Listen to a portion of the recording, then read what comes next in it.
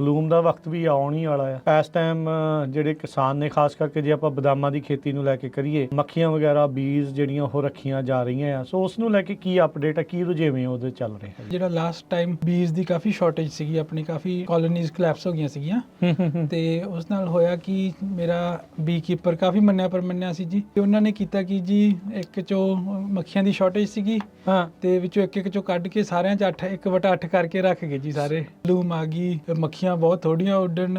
ਮੈਂ ਹੌਸਲਾ ਜਿਹਾ ਕਰਕੇ ਇੱਕ ਦਿਨ ਖੋਲੀ ਇੱਕ ਡੱਬਾ ਤੇ ਉਹ ਡੱਬਾ ਖਾਲੀ ਬਿਲਕੁਲ ਹੈ ਨਾ, ਵਿੱਚੋਂ ਕੁਝ ਵੀ ਨਾ ਨਿਕਲਿਆ, ਸਿਰਫ ਇੱਕ ਫਰੇਮ ਨਿਕਲਿਆ, ਕੁਝ ਵੀ ਨਹੀਂ, ਇੱਕ ਦੋ ਵਿੱਚੋਂ ਖਾਲੀ ਸੀ, ਬਹੁਤ ਥੋੜੀਆਂ ਮੱਖੀਆਂ ਨਾ। ਤੇ ਫਿਰ ਹੁਣ ਮੈਂ ਉਹਨਾਂ ਨੂੰ ਕਾਲ ਕੀਤੀ ਬੀ ਕੀਪਰਾਂ ਨੂੰ ਵੀ ਭਾਈ ਇਹ ਤਾਂ ਕਹਿੰਦੇ ਅਸੀਂ ਤਾਂ ਪੂਰੀਆਂ ਰੱਖ ਕੇ ਗਏ ਆ। ਫਿਰ ਮੈਂ ਹੱਲ ਕਰਕੇ ਇੱਕ ਪ੍ਰਾਈਵੇਟ ਜਿਹੜਾ ਇਨਵੈਸਟੀਗੇਟਰ ਕਹਿ ਲਓ ਜਾਂ ਇੰਸਪੈਕਟਰ ਕਹਿ ਲਓ ਉਹ ਲੱਭਿਆ ਜੀ। ਉਹ ਜਦੋਂ ਉਹਨਾਂ ਨੂੰ ਸੱਦਿਆ ਤੇ ਸੋ ਇੱਥੋਂ ਇੱਕ ਸਿੱਖਣ ਨੂੰ ਮਿਲਿਆ ਨਵਾਂ ਵੀ ਉਹਨੂੰ ਥੋੜੇ ਜਿਹੇ ਪੈਸੇ ਦਿੱਤੇ। ਹੁੰਦਾ ਕੀ ਆ ਜੀ, ਉਹ ਨੋਟਿਸ ਭੇਜਦਾ ਤੁਹਾਡੇ ਬੀ ਕੀਪਰ ਨੂੰ ਵੀ ਭਾਈ ਮੈਂ ਇੰਨੇ ਵਜੇ ਆਉਣਾਗਾ, ਇੰਨੇ ਵਜੇ ਮੱਖੀਆਂ ਤੁਹਾਡੇ ਡੱਬੇ ਚੈੱਕ ਕਰਨਾ, ਤੂੰ ਹਾਜ਼ਰ ਰਹੀ। ਅੱਛਾ। ਸੋ ਉਹਨਾਂ ਚਿਰ ਆਪਾਂ ਉਹ ਡੱਬਾ ਨਹੀਂ ਖੋਲੀਦਾ ਜਿੰਨਾ ਚਿਰ ਦੂਜਾ ਜਿਹੜਾ ਬੀ ਕੀਪਰ ਉਹ ਵੀ ਉੱਥੇ ਹਾਜ਼ਰ ਨਾ ਹੋਵੇ। ਓਕੇ। ਫਿਰ ਜੀ ਅਸੀਂ ਮੀਟਿੰਗ ਸੈੱਟ ਕੀਤੀ। ਜਦੋਂ ਦੇਖਿਆ ਭਾਈ ਇਹ ਤਾਂ ਕਿਸੇ 'ਚ ਇੱਕ ਫਰੇਮ ਨਿਕਲਿਆ, ਕਿਸੇ 'ਚ ਅੱਧਾ ਨਿਕਲਿਆ, ਹਾਲਾਂਕਿ 8 ਹੋਣੇ ਚਾਹੀਦੇ ਸੀਗੇ ਹਰ ਇੱਕ 'ਚ। ਸੋ ਉਹ ਆਪਦਾ ਲਿਖ ਕੇ ਸਰਟੀਫਾਈ ਕਰ ਗਿਆ ਉਹਨਾਂ ਦੀ ਸਾਹਮਣੇ। ਸੋ ਫਿਰ ਮੈਨੂੰ ਖੜੇ ਪੈਰ ਹੋਰ ਮੱਖੀਆਂ ਦਾ ਬੰਦੋਬਸਤ ਕਰ ਲਿਆ। ਯੂਜਲੀ ਕਦੋਂ ਦਇਆਦੀਪਕ ਸਿੰਘ ਇਹਦੇ ਬਾਰੇ ਪਤਾ ਲੱਗ ਜਾਂਦਾ ਵੀ ਇਹ 'ਚ ਕੋਈ ਗੜਬੜ ਆ, ਕਿ ਤੁਹਾਨੂੰ ਇੰਟਿਊਸ਼ਨ ਹੋ ਜਾਂਦੀ ਆ? ਇੱਕ ਤਾਂ ਜਦੋਂ ਬਲੂਮ ਹੋਇਆ, ਇੱਕ ਤਾਂ ਉਦੋਂ ਪਤਾ ਲੱਗਣਾ, it becomes too late then ਉਦੋਂ? ਇੱਕ ਤਾਂ ਥੋੜਾ ਜਿਹਾ ਲੇਟ ਹੋ ਜਾਂਦਾ ਜੀ। ਇੱਕ ਨਾਲ ਹੁੰਦਾ ਕਿ ਇਹ ਖਾਸ ਕਰਕੇ ਮੱਖੀਆਂ ਜਦੋਂ ਸਨਲਾਈਟ ਹੁੰਦੀ, ਧੁੱਪ ਹੁੰਦੀ, ਉਦੋਂ ਐਕਟਿਵ ਬਹੁਤ ਹੁੰਦੀਆਂ, ਜਦੋਂ ਡੱਬੇ 'ਚ ਹੀਟ ਜਾਂਦੀ ਆ। ਸੋ ਜਦੋਂ ਉਦੋਂ ਤੁਹਾਨੂੰ ਐਕਟੀਵਿਟੀ ਬਹੁਤ ਥੋੜੀ ਦਿਖੇ ਫਿਰ ਤਾਂ ਕਾਫੀ ਪਤਾ ਹੀ ਆ। ਅਜੇ ਤਾਂ ਚਲੋ ਮੀਂਹ ਪੈ ਰਹੇ ਆ, ਅਜੇ ਤਾਂ ਡੋਰਮੈਂਸੀ 'ਚ ਨੇ ਸਾਰੇ ਜਿਹੜੇ ਪਲਾਂਟ ਨੇ। ਇਰੀਗੇਸ਼ਨ ਦੀ ਅਜੇ ਆਪਾਂ ਨੂੰ ਮੈਨੂਅਲੀ ਤਾਂ ਜਿਹੜੀ ਉਸ ਚੀਜ਼ ਦੀ ਅਜੇ ਲੋੜ ਨਹੀਂ ਆ, ਪਰ ਇਰੀਗੇਸ਼ਨ ਸਿਸਟਮਸ ਨੂੰ ਅਗਲੇ ਸੀਜ਼ਨ ਦੇ ਲਈ ਹੁਣ ਰੈਡੀ ਕਰਨ ਦੇ ਲਈ ਕੀ ਕਰਨਾ ਚਾਹੀਦਾ ਹੈ? ਸੋ ਉਹਦੇ ਵਿੱਚ ਕਾਫੀ ਸਟੈਪਸ ਆਪਾਂ ਲੈ ਸਕਦੇ ਆ ਜੀ। ਨੰਬਰ 1 ਤੇ ਆਪਣੇ ਕੀ ਕਰਦੇ ਆ, ਜਦੋਂ ਸੀਜ਼ਨ ਐਂਡ ਹੋ ਜਾਂਦਾ ਨਾ, ਪਾਣੀ ਬੰਦ ਕਰਕੇ ਚਲੋ ਜੀ ਛੁੱਟੀ ਹੋ ਗਈ ਵਿਹਲੇ, ਬਟ ਉਹਦੇ ਨਾਲ ਹੁੰਦਾ ਕਿ ਕਾਫੀ ਰੈਜ਼ੀਡਿਊ ਜਿਹੜੀ ਪਾਈਪਾਂ 'ਚ ਜੰਮੀ ਰਹਿ ਜਾਂਦੀ ਆ। ਸੋ ਪਹਿਲਾਂ ਤਾਂ ਆਪਣੀ ਹੋਜ਼ਸ ਨੂੰ ਜ਼ਰੂਰ ਫਲਸ਼ ਕਰਨਾ, ਸਾਰੀਆਂ ਮੇਨ ਲਾਈਨਸ ਮੱਥੇ ਖੋਲ ਕੇ ਉਹ ਫਲਸ਼ ਕਰਨਾ। ਫਿਲਟਰ ਦੀ ਜਿਹੜੀ ਸੈਂਡ ਆ, ਜੇ ਤੁਹਾਡੇ ਕੋਲ ਸੈਂਡ ਮੀਡੀਆ ਫਿਲਟਰ ਆ, ਉਹਨਾਂ ਨੂੰ ਢੋਲਸ ਨੂੰ ਖੋਲ ਕੇ ਦੇਖੋ ਸੈਂਡ ਦਾ ਲੈਵਲ ਪੂਰਾ ਕਿ ਜਿਹੜੀ ਉਹਦੀ ਰੇਤਾ ਹੁੰਦੀ ਹੈ ਜੀ, ਉਹਨੇ ਸਾਰੇ ਜਿਹੜੇ ਕੰਟੈਮੀਨੈਂਟਸ ਜਾਂ ਪਾਰਟੀਕਲ ਉਹਨੇ ਹੋਲਡ ਕਰਨਾ ਹੁੰਦਾ। ਜਿਹੜੀ ਉਹਦੀ ਹੋਲਡ ਕਰਨ ਦੀ ਜਿਹੜੀ ਉਹਦੀ ਤਰੀਕਾ, ਉਹ ਜਿੰਨੀ ਉਹ ਸੈਂਡ ਹੈਗੀ ਆ, ਉਹ ਜਿੰਨੀ ਤਿਕੋਣੀ ਜਾਂ ਤਿੱਖੀ ਆ, ਉਨੀ ਉਹ ਵੱਧ ਉਹਨੇ ਸੋਹਣਾ ਇਫੈਕਟਿਵਲੀ ਕੰਮ ਕਰਨਾ। ਤੇ ਬਟ ਓਵਰ ਟਾਈਮ ਜਦੋਂ ਸਿਸਟਮ ਚੱਲਦਾ ਰਹਿੰਦਾ, ਉਹ ਰਾਊਂਡ ਹੋਣ ਲੱਗ ਜਾਂਦੀ ਹੈਗੀ ਘਸ ਕੇ ਨਾ। ਆਪਣੇ ਕਾਫੀ ਟਾਈਮ ਲੋਕੀ ਵਿੱਚ ਦੇਖ ਲਈਦਾ ਵੀ ਰੇਤਾ ਸਹੀ ਹੈਗੀ, ਆਪਾਂ ਚੇਂਜ ਨਹੀਂ ਕਰਦੇ, ਬਟ ਓਵਰਆਲ ਇਹਦੀ ਲਾਈਫ 5 ਤੋਂ 7 ਸਾਲ ਆ ਜੀ ਜਿਹੜੀ ਉਹ ਸੈਂਡ ਦੀ। ਅੱਛਾ। ਤੇ ਇਹਨੂੰ ਚੇਂਜ ਕਰ ਲੈਣੀ ਚਾਹੀਦੀ ਹੈ, ਸਪੈਸ਼ਲੀ ਜੇ ਤੁਹਾਡਾ ਪਾਣੀ ਕਾਫੀ ਗੰਦਾ। ਤੁਸੀਂ ਪਾਣੀ ਦਾ ਸੈਂਪਲ ਲੈ ਕੇ ਜ਼ਰੂਰ ਟੈਸਟ ਕਰਾਓ, ਜਿੱਦਾਂ ਆਪਾਂ ਸੋਇਲ ਟੈਸਟ ਕਰਾਉਂਦੇ ਆ, ਇਹਦੇ ਵਿੱਚ ਕੀ ਹੈ, ਸੇਮ ਹੀ ਪਾਣੀ ਦਾ ਟੈਸਟ ਹੁੰਦਾ ਜੀ। ਕੀ ਨਾਈਟ੍ਰੇਟਸ ਆ ਉਹਦੇ 'ਚ, ਸੋ ਉਹਦੇ 'ਚ ਤੁਸੀਂ ਹਾਰਡਨੈਸ ਚੈੱਕ ਕਰਾ ਕੇ, ਪੀਐਚ ਟੈਸਟ ਕਰਾ ਕੇ, ਹੁਣੇ ਹੀ ਟਾਈਮ ਹੈਗਾ ਵੀ ਤੁਸੀਂ ਨਾਲ ਹੀ ਜੇ ਕੋਈ ਟਰੀਟਮੈਂਟ ਕਰਨ ਦੀ ਜ਼ਰੂਰਤ ਪਵੇ, ਐਸਿਡ ਲਾਉਣਾ ਪਵੇ, ਆਪਾਂ ਪਹਿਲਾਂ ਹੀ ਲਾ ਦਈਏ ਰੈਦਰ ਦੈਨ ਵੀ ਉਹ ਜਦੋਂ ਨੂੰ ਸਾਰਾ ਸਿਸਟਮ ਉਹ ਹੋ ਜੇ ਤਾਂ ਖਰਾਬ ਹੋ ਜਾਵੇ। ਅੱਛਾ, ਇਰੀਗੇਸ਼ਨ ਦੇ ਵਿੱਚ ਜਿਹੜਾ ਹੁਣ ਤੁਸੀਂ ਦੱਸਿਆ ਵੀ ਸੈਂਡ ਮੀਡੀਆ ਦਾ ਦੱਸਿਆ ਵੀ ਕੋਰਸ ਹੋਣਾ ਚਾਹੀਦਾ, ਰਾਊਂਡ ਨਾ ਹੋਇਆ ਹੋਵੇ, ਕ੍ਰਿਸਟਲਾਈਜੇਸ਼ਨ ਨਾ ਹੋਵੇ। ਉੱਦਾਂ ਜਿਹੜੀ ਇਹ ਸੈਂਡ ਬਦਲਣੀ ਇਸ ਵੈਰੀ ਇਨਐਕਸਪੈਂਸਿਵ ਜਾਂ ਐਕਸਪੈਂਸਿਵ ਜਾਂ ਠੀਕ ਹੀ ਆ? ਇਹ ਜ਼ਿਆਦਾ ਮਹਿੰਗਾ ਕੰਮ ਨਹੀਂ ਹੈ? ਇਹ ਜ਼ਿਆਦਾ ਮਹਿੰਗਾ ਕੰਮ ਨਹੀਂ ਜੀ, ਜੇ ਤਾਂ ਦੇਖੋ ਜੰਮੀ ਵੀ ਨਹੀਂ ਕੁਛ ਵੀ, ਠੀਕ ਆ, ਸਿਰਫ ਰਿਪਲੇਸ ਹੀ ਕਰਨੀ ਆ। ਉਹਦੇ ਵਿੱਚ ਕੀ ਹੁੰਦਾ, 2 ਤਰ੍ਹਾਂ ਦੇ ਫਿਲਟਰ ਆਉਂਦੇ ਆ ਜੀ ਆਪਣੇ ਮੋਸਟਲੀ ਜਿਹੜੇ ਯੂਜ਼ ਕਰਦੇ ਆ। ਇੱਕ ਤਾਂ ਹੈਗੇ ਆਪਣੀ ਬ੍ਰਾਂਡ ਫਲੋ ਗਾਰਡ ਹੋ ਗਿਆ, ਇੱਕ ਟੋਰੋ ਹੋ ਗਿਆ, ਜਾਂ ਹੋਰ ਮਤਲਬ, ਬਟ ਇਹ 2 ਕਿਸਮ ਦੇ ਹੁੰਦੇ ਹੈਗੇ। ਕਈਆਂ ਦੇ ਵਿੱਚ ਥੱਲੇ ਲੇਅਰ ਰੇਤਾ ਉਹਦੀ ਪੈਂਦੀ ਹੈ, ਗ੍ਰੈਵਲ ਦੀ, ਉੱਤੋਂ ਦੀ ਰੇਤਾ ਪੈਂਦੀ ਹੈਗੀ। ਕਈ ਜਿਹੜੇ ਨਵੇਂ ਆ ਰਹੇ ਉਹਨਾਂ 'ਚ ਸਿਰਫ ਰੇਤਾ ਪੈਂਦੀ ਹੈਗੀ, ਕੱਲੀ ਰੇਤਾ ਹੀ। ਹਾਂਜੀ। ਸੋ ਉਹਦੇ ਹੁੰਦਾ ਕੀ ਆ, ਪ੍ਰੋਸੀਜਰ ਥੱਲੋਂ ਖੋਲ ਕੇ ਸਾਰਾ ਡਰੇਨ ਕਰਕੇ, ਕਈ ਵਾਰੀ ਜੇ ਜਿਹੜੀ ਉਹਦੀ ਜਾਲੀਆਂ ਜੇ ਖਰਾਬ ਲੱਗਦੀਆਂ ਹੋਣ, ਉਹ 'ਚ ਐਸਿਡ ਟਰੀਟਮੈਂਟ ਵੀ ਆਪਾਂ ਕਰ ਲਈਦਾ ਵਿੱਚ ਉਹਨੂੰ ਸਾਫ਼ ਕਰਕੇ।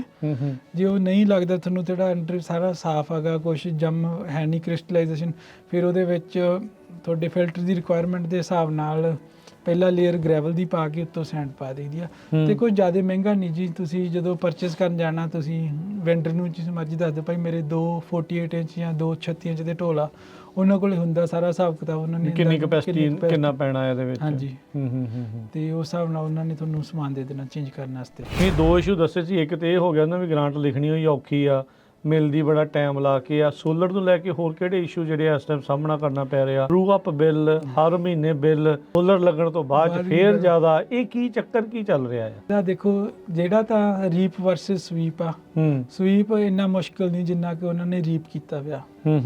ਰੀਪ ਦੇ ਵਿੱਚ ਤਾਂ ਇੰਨੀ ਕੁ ਜ਼ਿਆਦਾ ਬਿਊਰੋਕ੍ਰੇਸੀ ਆ ਵੀ ਤੁਸੀਂ ਸਵਾਲ ਹੀ ਨਹੀਂ ਪੈਦਾ ਹੁੰਦਾ, ਤੁਸੀਂ ਬਿਨਾ ਅਨਲੈਸ ਤੁਸੀਂ ਕਾਫੀ ਕੁਆਲੀਫਾਈਡ ਆ, ਤੁਹਾਨੂੰ ਐਕਸਪੀਰੀਅੰਸ ਆ ਜਿਹੜੇ ਨੀਪਾ ਰਿਵਿਊਜ਼ ਵਗੈਰਾ ਦਾ, ਜਿਹੜੇ ਇਨਵਾਇਰਮੈਂਟਲ ਰਿਵਿਊਜ਼ ਦਾ। ਤੇ ਬਟ ਜਿਹੜਾ ਸਵੀਪ ਆ ਕਾਫੀ ਈਜ਼ੀਅਰ ਲੱਗਦਾ ਮੈਨੂੰ ਤਾਂ, ਜੋ ਸੁਣਨ ਚ ਆਇਆ। ਬਾਕੀ ਹੁਣ ਜਦੋਂ ਜਿਹੜਾ ਅਪਲਾਈ ਕਰੂ ਉਹਨੂੰ ਪਤਾ ਲੱਗੂ, ਪ੍ਰੋਗਰਾਮ ਓਪਨ ਹੋਣਗੇ, ਜਦੋਂ ਆਪਾਂ ਅਪਲਾਈ ਕਰਾਂਗੇ ਉਦੋਂ ਪਤਾ ਲੱਗੂ ਉਹਦਾ ਕਿੱਦਾਂ ਦੀ ਫੀਡਬੈਕ ਆਉਂਦੀ ਆ। ਠੀਕ ਆ। ਬਟ ਸੋਲਰ ਇੱਕ ਹੱਦ ਤੱਕ ਤੁਹਾਡੀ ਹੈਲਪ ਕਰ ਸਕਦਾ, ਇਹਨੇ 100% ਇਹਦੀ ਸਮੱਸਿਆ ਦਾ ਹੱਲ ਨਹੀਂ ਜੀ ਕਰਨਾ। ਇਹ ਹੁਣ ਜਦੋਂ ਤੁਸੀਂ ਸਮਾਰਟ ਇਹਦੀ ਗੱਲ ਕੀਤੀ ਆ, ਸਕੈਜੂਲਿੰਗ ਦੀ ਗੱਲ ਕੀਤੀ ਆ, AI ਦੀ ਵਰਤੋਂ ਕਰਦੇ ਹੁਣ ਸਮਾਰਟ ਇਹਨਾਂ ਐਪਸ ਦੀ ਜਾਂ ਸਮਾਰਟ ਸੈਂਸਰਸ ਦੀ ਜਾਂ ਉਹ ਸਾਰੀਆਂ ਚੀਜ਼ਾਂ ਦੀ ਟੈਕਨੋਲੋਜੀ ਦੀ ਵਰਤੋਂ ਕਰਦੇ ਹੋਏ ਆਪਾਂ ਕਾਸਟ ਨੂੰ ਕਿੱਦਾਂ ਰਿਡਿਊਸ ਕਰੀਏ ਹੁਣ? ਸਤਿ ਸ੍ਰੀ ਅਕਾਲ। Punjabi radio USA, Punjabi TV USA ਦੇ ਉੱਤੇ ਸਵਾਗਤ ਹੈ। ਮੈਂ ਰਾਜਕਨਵੀਰ ਸਿੰਘ। ਅੱਜ ਦਾ ਅਪਡੇਟ ਫਾਰਮਿੰਗ ਪ੍ਰੋਗਰਾਮ ਲੈ ਕੇ ਹਾਜ਼ਰ ਹਾਂ। ਜੁੜ ਚੁੱਕੇ ਨੇ ਮੇਰੇ ਨਾਲ ਪੰਜਾਬੀ ਅਮਰੀਕਨ ਗਰੋਵਰਸ ਗਰੁੱਪ ਤੋਂ ਦਯਾਦੀਪਕ ਸਿੰਘ ਜੀ। ਦਯਾਦੀਪਕ ਸਿੰਘ ਜੀ, ਜੀ ਆਇਆਂ ਨੂੰ ਸਵਾਗਤ ਹੈ। ਸਤਿ ਸ੍ਰੀ ਅਕਾਲ ਜੀ। ਸਤਿ ਸ੍ਰੀ ਅਕਾਲ ਜੀ। ਅਪਡੇਟ ਫਾਰਮਿੰਗ ਪ੍ਰੋਗਰਾਮ ਦੇ ਵਿੱਚ ਜੋ ਖੇਤੀਬਾੜੀ ਨੂੰ ਲੈ ਕੇ ਲੇਟੈਸਟ ਚੱਲ ਰਿਹਾ ਹੁੰਦਾ ਆ, ਉਸ ਦੇ ਬਾਰੇ ਜਿਹੜੀ ਆਪਣੀ ਚਰਚਾ ਇਸ ਦੇ ਵਿੱਚ ਕਰਦੇ ਰਹਿੰਦੇ ਆ।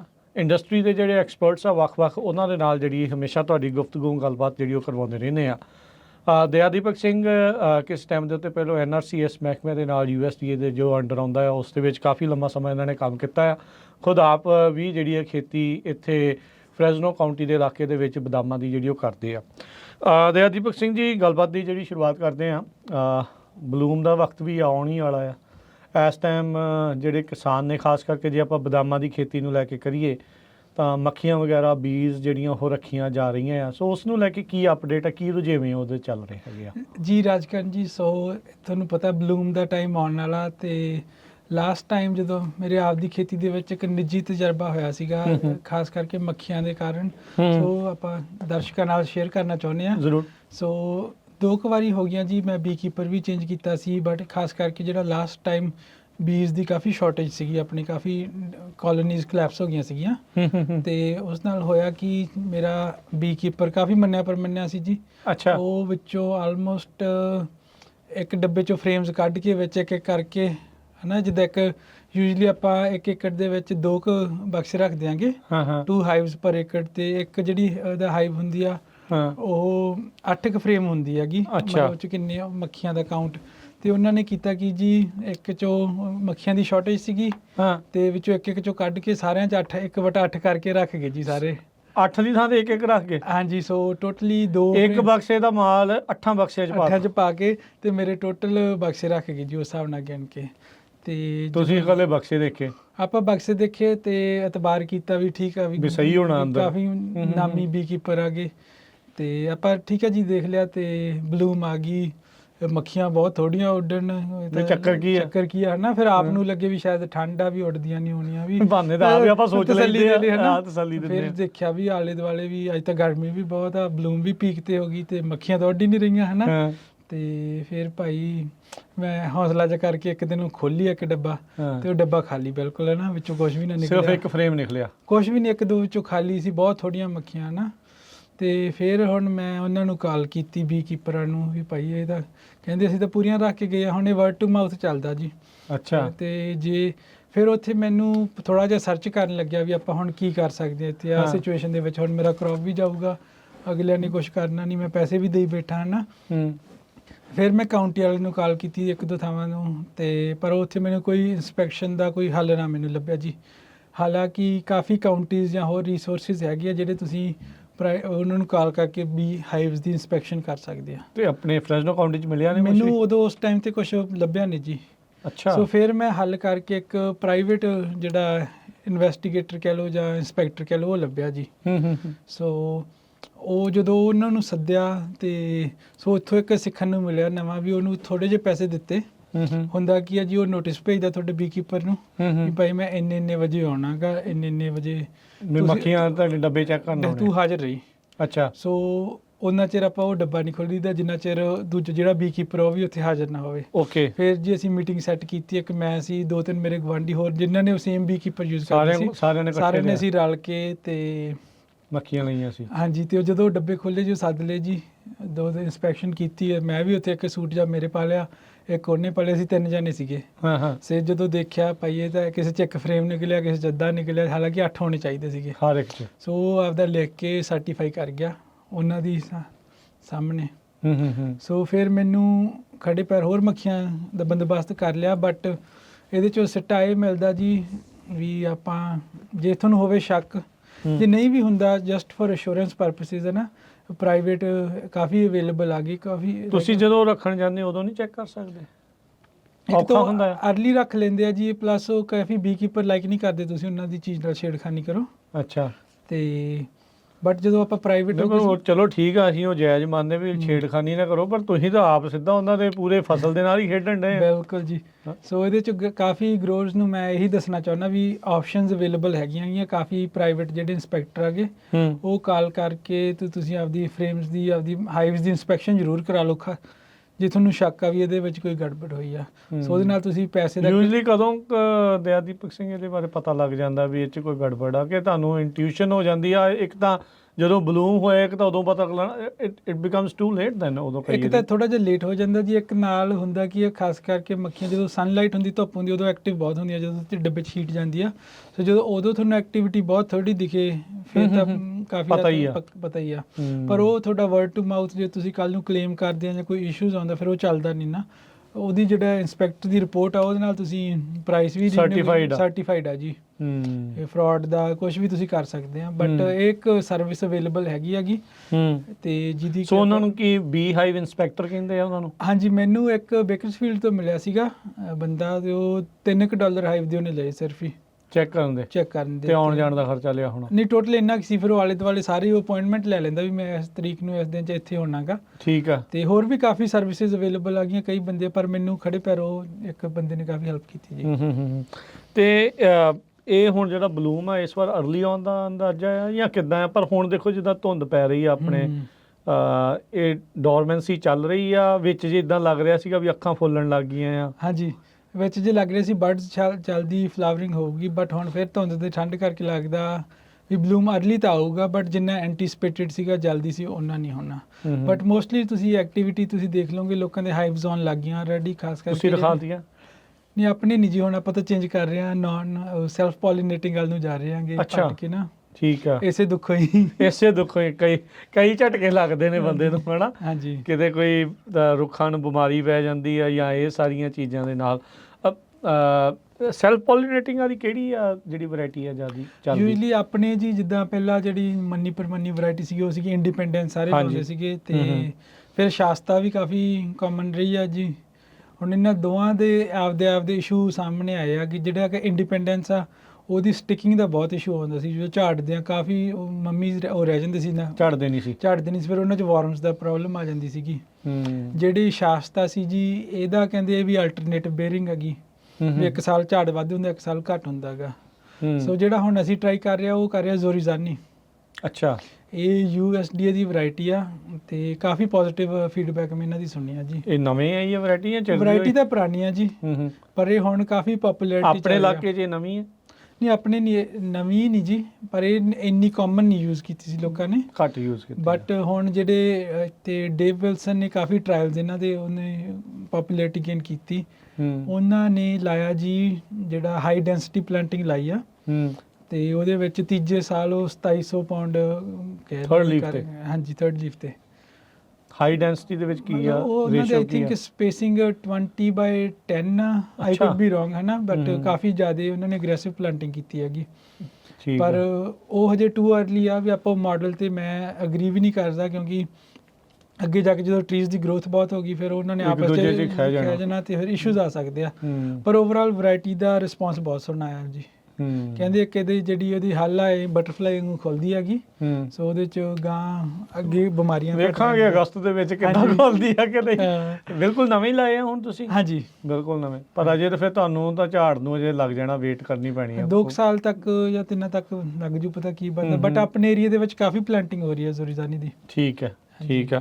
ਤੇ ਤੁਹਾਡੇ ਪਾਣੀ ਵਾਲਾ ਮਸਲਾ ਤਾਂ ਨਹੀਂ, ਤੁਹਾਡੇ ਆਪਣੇ- ਠੀਕ ਆ, FID ਦੇ ਅੰਦਰ ਹੈ? FID CID ਤੱਕ ਤਾਂ ਕੋਈ ਖਾਸ ਹਜੇ ਤੱਕ ਤਾਂ ਮਸਲਾ ਸਾਹਮਣੇ ਨਹੀਂ ਆ ਰਿਹਾ ਜੀ, ਤੇ ਰੱਬ ਸੁੱਖ ਰੱਖੇ ਇਦਾਂ ਹੀ ਰਹੇ। ਸਹੀ ਆ, ਸਹੀ ਆ।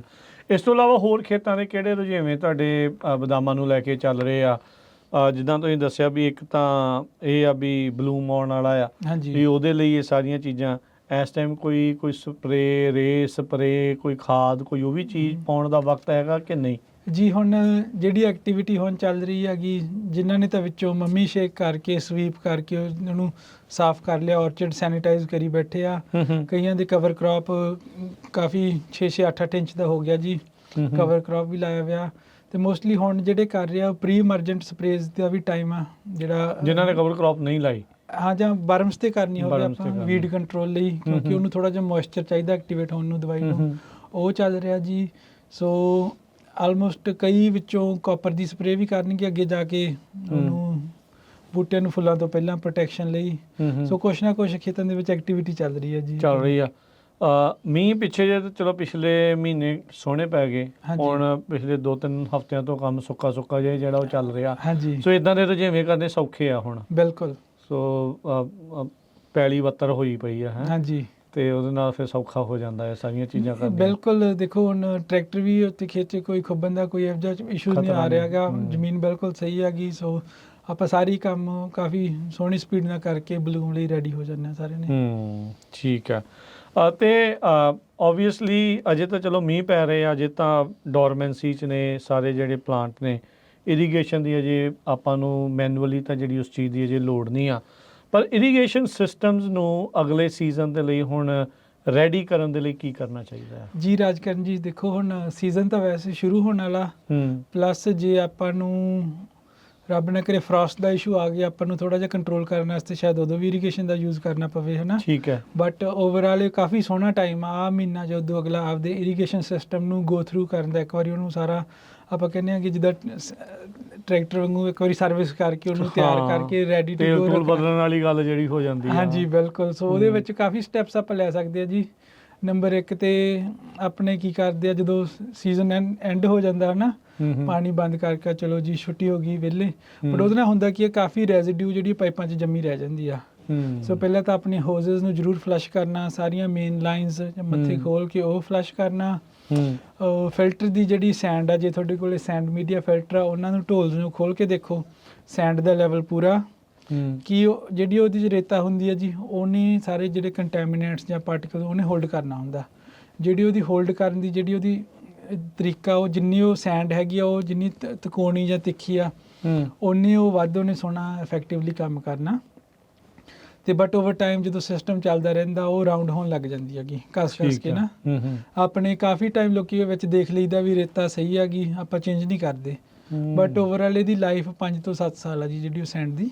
ਅੱਛਾ। ਤੇ ਇਹਨੂੰ ਚੇਂਜ ਕਰ ਲੈਣੀ ਚਾਹੀਦੀ ਹੈ, ਸਪੈਸ਼ਲੀ ਜੇ ਤੁਹਾਡਾ ਪਾਣੀ ਕਾਫੀ ਗੰਦਾ। ਗੰਦੇ ਤੋਂ ਭਾਵ ਵੀ ਭਾਰਾ ਆ? ਭਾਰਾ ਨਹੀਂ ਜੀ, ਇਹਦੇ 'ਚੋਂ ਜਿੱਦਾਂ ਤੁਸੀਂ ਡਿਚ ਵਾਲਾ ਪਾਣੀ ਯੂਜ਼ ਕਰਦੇ ਆ, ਉਹ 'ਚ ਉੱਦਾਂ ਹੀ ਰੇਤਾ ਮਲਬਾ ਇਦਾਂ ਦੀਆਂ ਚੀਜ਼ਾਂ ਕੰਟੈਮੀਨੈਂਟਸ ਜ਼ਿਆਦਾ ਹੁੰਦੇ ਆ। ਇੱਕ ਤਾਂ ਹੋ ਗਿਆ ਇਹ ਜੀ ਰੇਤਾ ਦਾ ਲੈਵਲ ਚੈੱਕ ਕਰਨਾ, ਪਲੱਸ ਉਹਨੂੰ ਤੁਸੀਂ ਦੇਖਣਾ ਕੋਰਸ ਆ ਕਿ ਨਹੀਂ। ਜੇ ਤੁਹਾਨੂੰ ਲੱਗਦਾ ਕਾਫੀ ਰਾਊਂਡ ਹੋ ਗਈ ਉਹਨੂੰ ਚੇਂਜ ਕਰ ਦਿਓ, ਜੇ ਉਹ ਠੀਕ ਲੱਗਦੀ ਉਹਦਾ ਲੈਵਲ ਪੂਰਾ ਕਰ ਦਿਓ। ਠੀਕ ਆ। ਇੱਕ ਹੋਰ ਇਸ਼ੂ ਆਉਂਦਾ ਜੀ ਜਿਹੜਾ ਅਸੀਂ ਦੇਖਿਆ ਗਾ, ਆਪਣੀ ਕੋਈ ਪ੍ਰੀਕਾਸ਼ਨ ਨਹੀਂ ਲਈਦੀ, ਸੋ ਸਿਸਟਮ ਚੱਲੀ ਜਾਂਦਾ, ਉਹਦੇ ਵਿੱਚ ਕੀ ਹੁੰਦਾ, ਪਾਣੀ ਦੀ ਹਾਰਡਨੈਸ ਬਹੁਤ ਜ਼ਿਆਦਾ ਹੁੰਦੀ ਹੈਗੀ, ਉਹਦੇ ਨਾਲ ਉਹ ਜਿਹੜੀ ਰੇਤਾ ਉਹ ਜੰਮ ਜਾਂਦੀ ਆ ਪਾਈਪਾਂ 'ਚ, ਉਹ ਫਿਲਟਰ ਢੋਲ ਹੀ ਜੰਮ ਜਾਂਦੇ ਸਾਰੇ ਓਵਰਆਲ ਕ੍ਰਿਸਟਲਾਈਜ਼ ਹੋ ਕੇ ਨਾ, ਫਿਰ ਉਹ ਇਦਾਂ ਪੱਥਰ ਵਾਂਗੂ ਬਣ ਜਾਂਦੀ ਸਾਰੀ। ਤੇ ਉਹਦਾ ਕੀ ਹੱਲ ਆ? ਉਹਦਾ ਕੋਈ ਹੱਲ ਨਹੀਂ ਜੀ, ਢੋਲ ਬਦਲੋ। ਕਈ ਵਾਰੀ ਢੋਲ ਬਦਲਣੇ ਪੈਂਦੇ ਆ, ਕਈ ਵਾਰੀ ਉੱਤੋਂ ਖੋਲ ਕੇ ਉਹਨੂੰ ਜੈਕ ਹੈਮਰ ਤੋੜ ਕੇ ਕਰਨਾ ਪੈਂਦਾ, ਮਤਲਬ ਪੱਥਰ ਬਣ ਜਾਂਦਾ ਜੀ। ਸੋ ਉਹਦਾ ਸੈਂਡ ਮੀਡੀਆ ਖਤਮ ਆ। ਅੱਛਾ। ਉਹਦਾ ਜਿਹੜਾ ਪ੍ਰੀਕਾਸ਼ਨ ਇਜ਼ ਬੈਟਰ, ਸਾਰਿਆਂ ਤੋਂ ਵਧੀਆ ਉਹਦਾ ਐਵਰੀ ਈਅਰ ਚੈੱਕ ਕਰ ਲੈਣਾ ਚਾਹੀਦਾ। ਚੈੱਕ ਵੀ ਕਰਨਾ ਚਾਹੀਦਾ। ਤੁਸੀਂ ਆਪਦਾ ਜਦੋਂ ਹੁਣ ਤੁਸੀਂ ਕਰਨਾ, ਤੁਸੀਂ ਪਾਣੀ ਦਾ ਸੈਂਪਲ ਲੈ ਕੇ ਜ਼ਰੂਰ ਟੈਸਟ ਕਰਾਓ। ਓਕੇ। ਜਿੱਦਾਂ ਆਪਾਂ ਸੋਇਲ ਟੈਸਟ ਕਰਾਉਣੇ ਆ, ਇਹਦੇ ਵਿੱਚ ਕੀ ਹੈ, ਸੇਮ ਹੀ ਪਾਣੀ ਦਾ ਟੈਸਟ ਹੁੰਦਾ ਜੀ, ਕੀ ਨਾਈਟ੍ਰੇਟਸ ਆ ਉਹਦੇ 'ਚ। ਸੋ ਉਹਦੇ 'ਚ ਤੁਸੀਂ ਹਾਰਡਨੈਸ ਚੈੱਕ ਕਰਾ ਕੇ, ਪੀਐਚ ਟੈਸਟ ਕਰਾ ਕੇ, ਹੁਣੇ ਹੀ ਟਾਈਮ ਹੈਗਾ ਵੀ ਤੁਸੀਂ ਨਾਲ ਹੀ ਜੇ ਕੋਈ ਟ੍ਰੀਟਮੈਂਟ ਕਰਨ ਦੀ ਜ਼ਰੂਰਤ ਪਵੇ, ਐਸਿਡ ਲਾਉਣਾ ਪਵੇ, ਆਪਾਂ ਪਹਿਲਾਂ ਹੀ ਲਾ ਦਈਏ, ਰੈਦਰ ਦੈਨ ਵੀ ਉਹ ਜਦੋਂ ਨੂੰ ਸਾਰਾ ਸਿਸਟਮ ਉਹ ਹੋ ਜੇ ਤਾਂ ਖਰਾਬ ਹੋ ਜਾਵੇ। ਸੋ ਪਾਣੀ ਦਾ ਟੈਸਟ ਕਰਾਓ, ਆਪਦੇ ਪੀਸੀ ਨੂੰ ਕੰਸਲਟ ਕਰਕੇ ਜੇ ਉਹਨੂੰ ਐਸਿਡ ਟਰੀਟਮੈਂਟ ਜਾਂ ਕੋਈ ਹੋਰ ਵੀ ਉਹਨੂੰ ਪਾਣੀ ਨੂੰ ਕੈਮੀਕਲੀ ਉਹਦੀ ਪ੍ਰੋਪਰਟੀਜ਼ ਨੂੰ ਟਰੀਟ ਕਰਨਾ ਪੈਂਦਾ ਉਹਨੂੰ ਸ਼ੁਰੂ ਕਰ ਲਓ, ਜਾਂ ਉਹਦੀ ਸੈਟਅਪ ਕਰਵਾ ਲਓ। ਉਹਨੇ ਉਹਦੇ ਡੋਜ਼ਰ ਪੰਪ ਲਾਉਣਾ ਪੈਣਾ, ਟੈਂਕ ਨਾਲ ਰੱਖਣੇ ਪੈਣੇ ਆ, ਤੇ ਜਿਹੜੀ ਉਹਦੇ ਫਿਜ਼ੀਕਲ ਪ੍ਰੋਪਰਟੀਜ਼ ਆ ਸਿਸਟਮ ਦੀਆਂ ਉਹ ਚੈੱਕ ਕਰ ਲਓ। ਫਲੱਸ਼ ਕਰਦਾ ਹੋਵੇ ਸਹੀ, ਪਿੱਛੇ ਮੱਥੇ ਖੋਲ ਕੇ ਪਾਈਪਾਂ ਦੇ ਉਹਨਾਂ ਨੂੰ ਫਲੱਸ਼ ਕਰਾ ਦਿਓ, ਮੇਨ ਲਾਈਨਸ ਫਲੱਸ਼ ਕਰਾ ਦਿਓ, ਸੈਂਡ ਦਾ ਲੈਵਲ ਤੇ ਉਹਦੀ ਕੋਰਸਨੈਸ ਚੈੱਕ ਕਰ ਲਓ।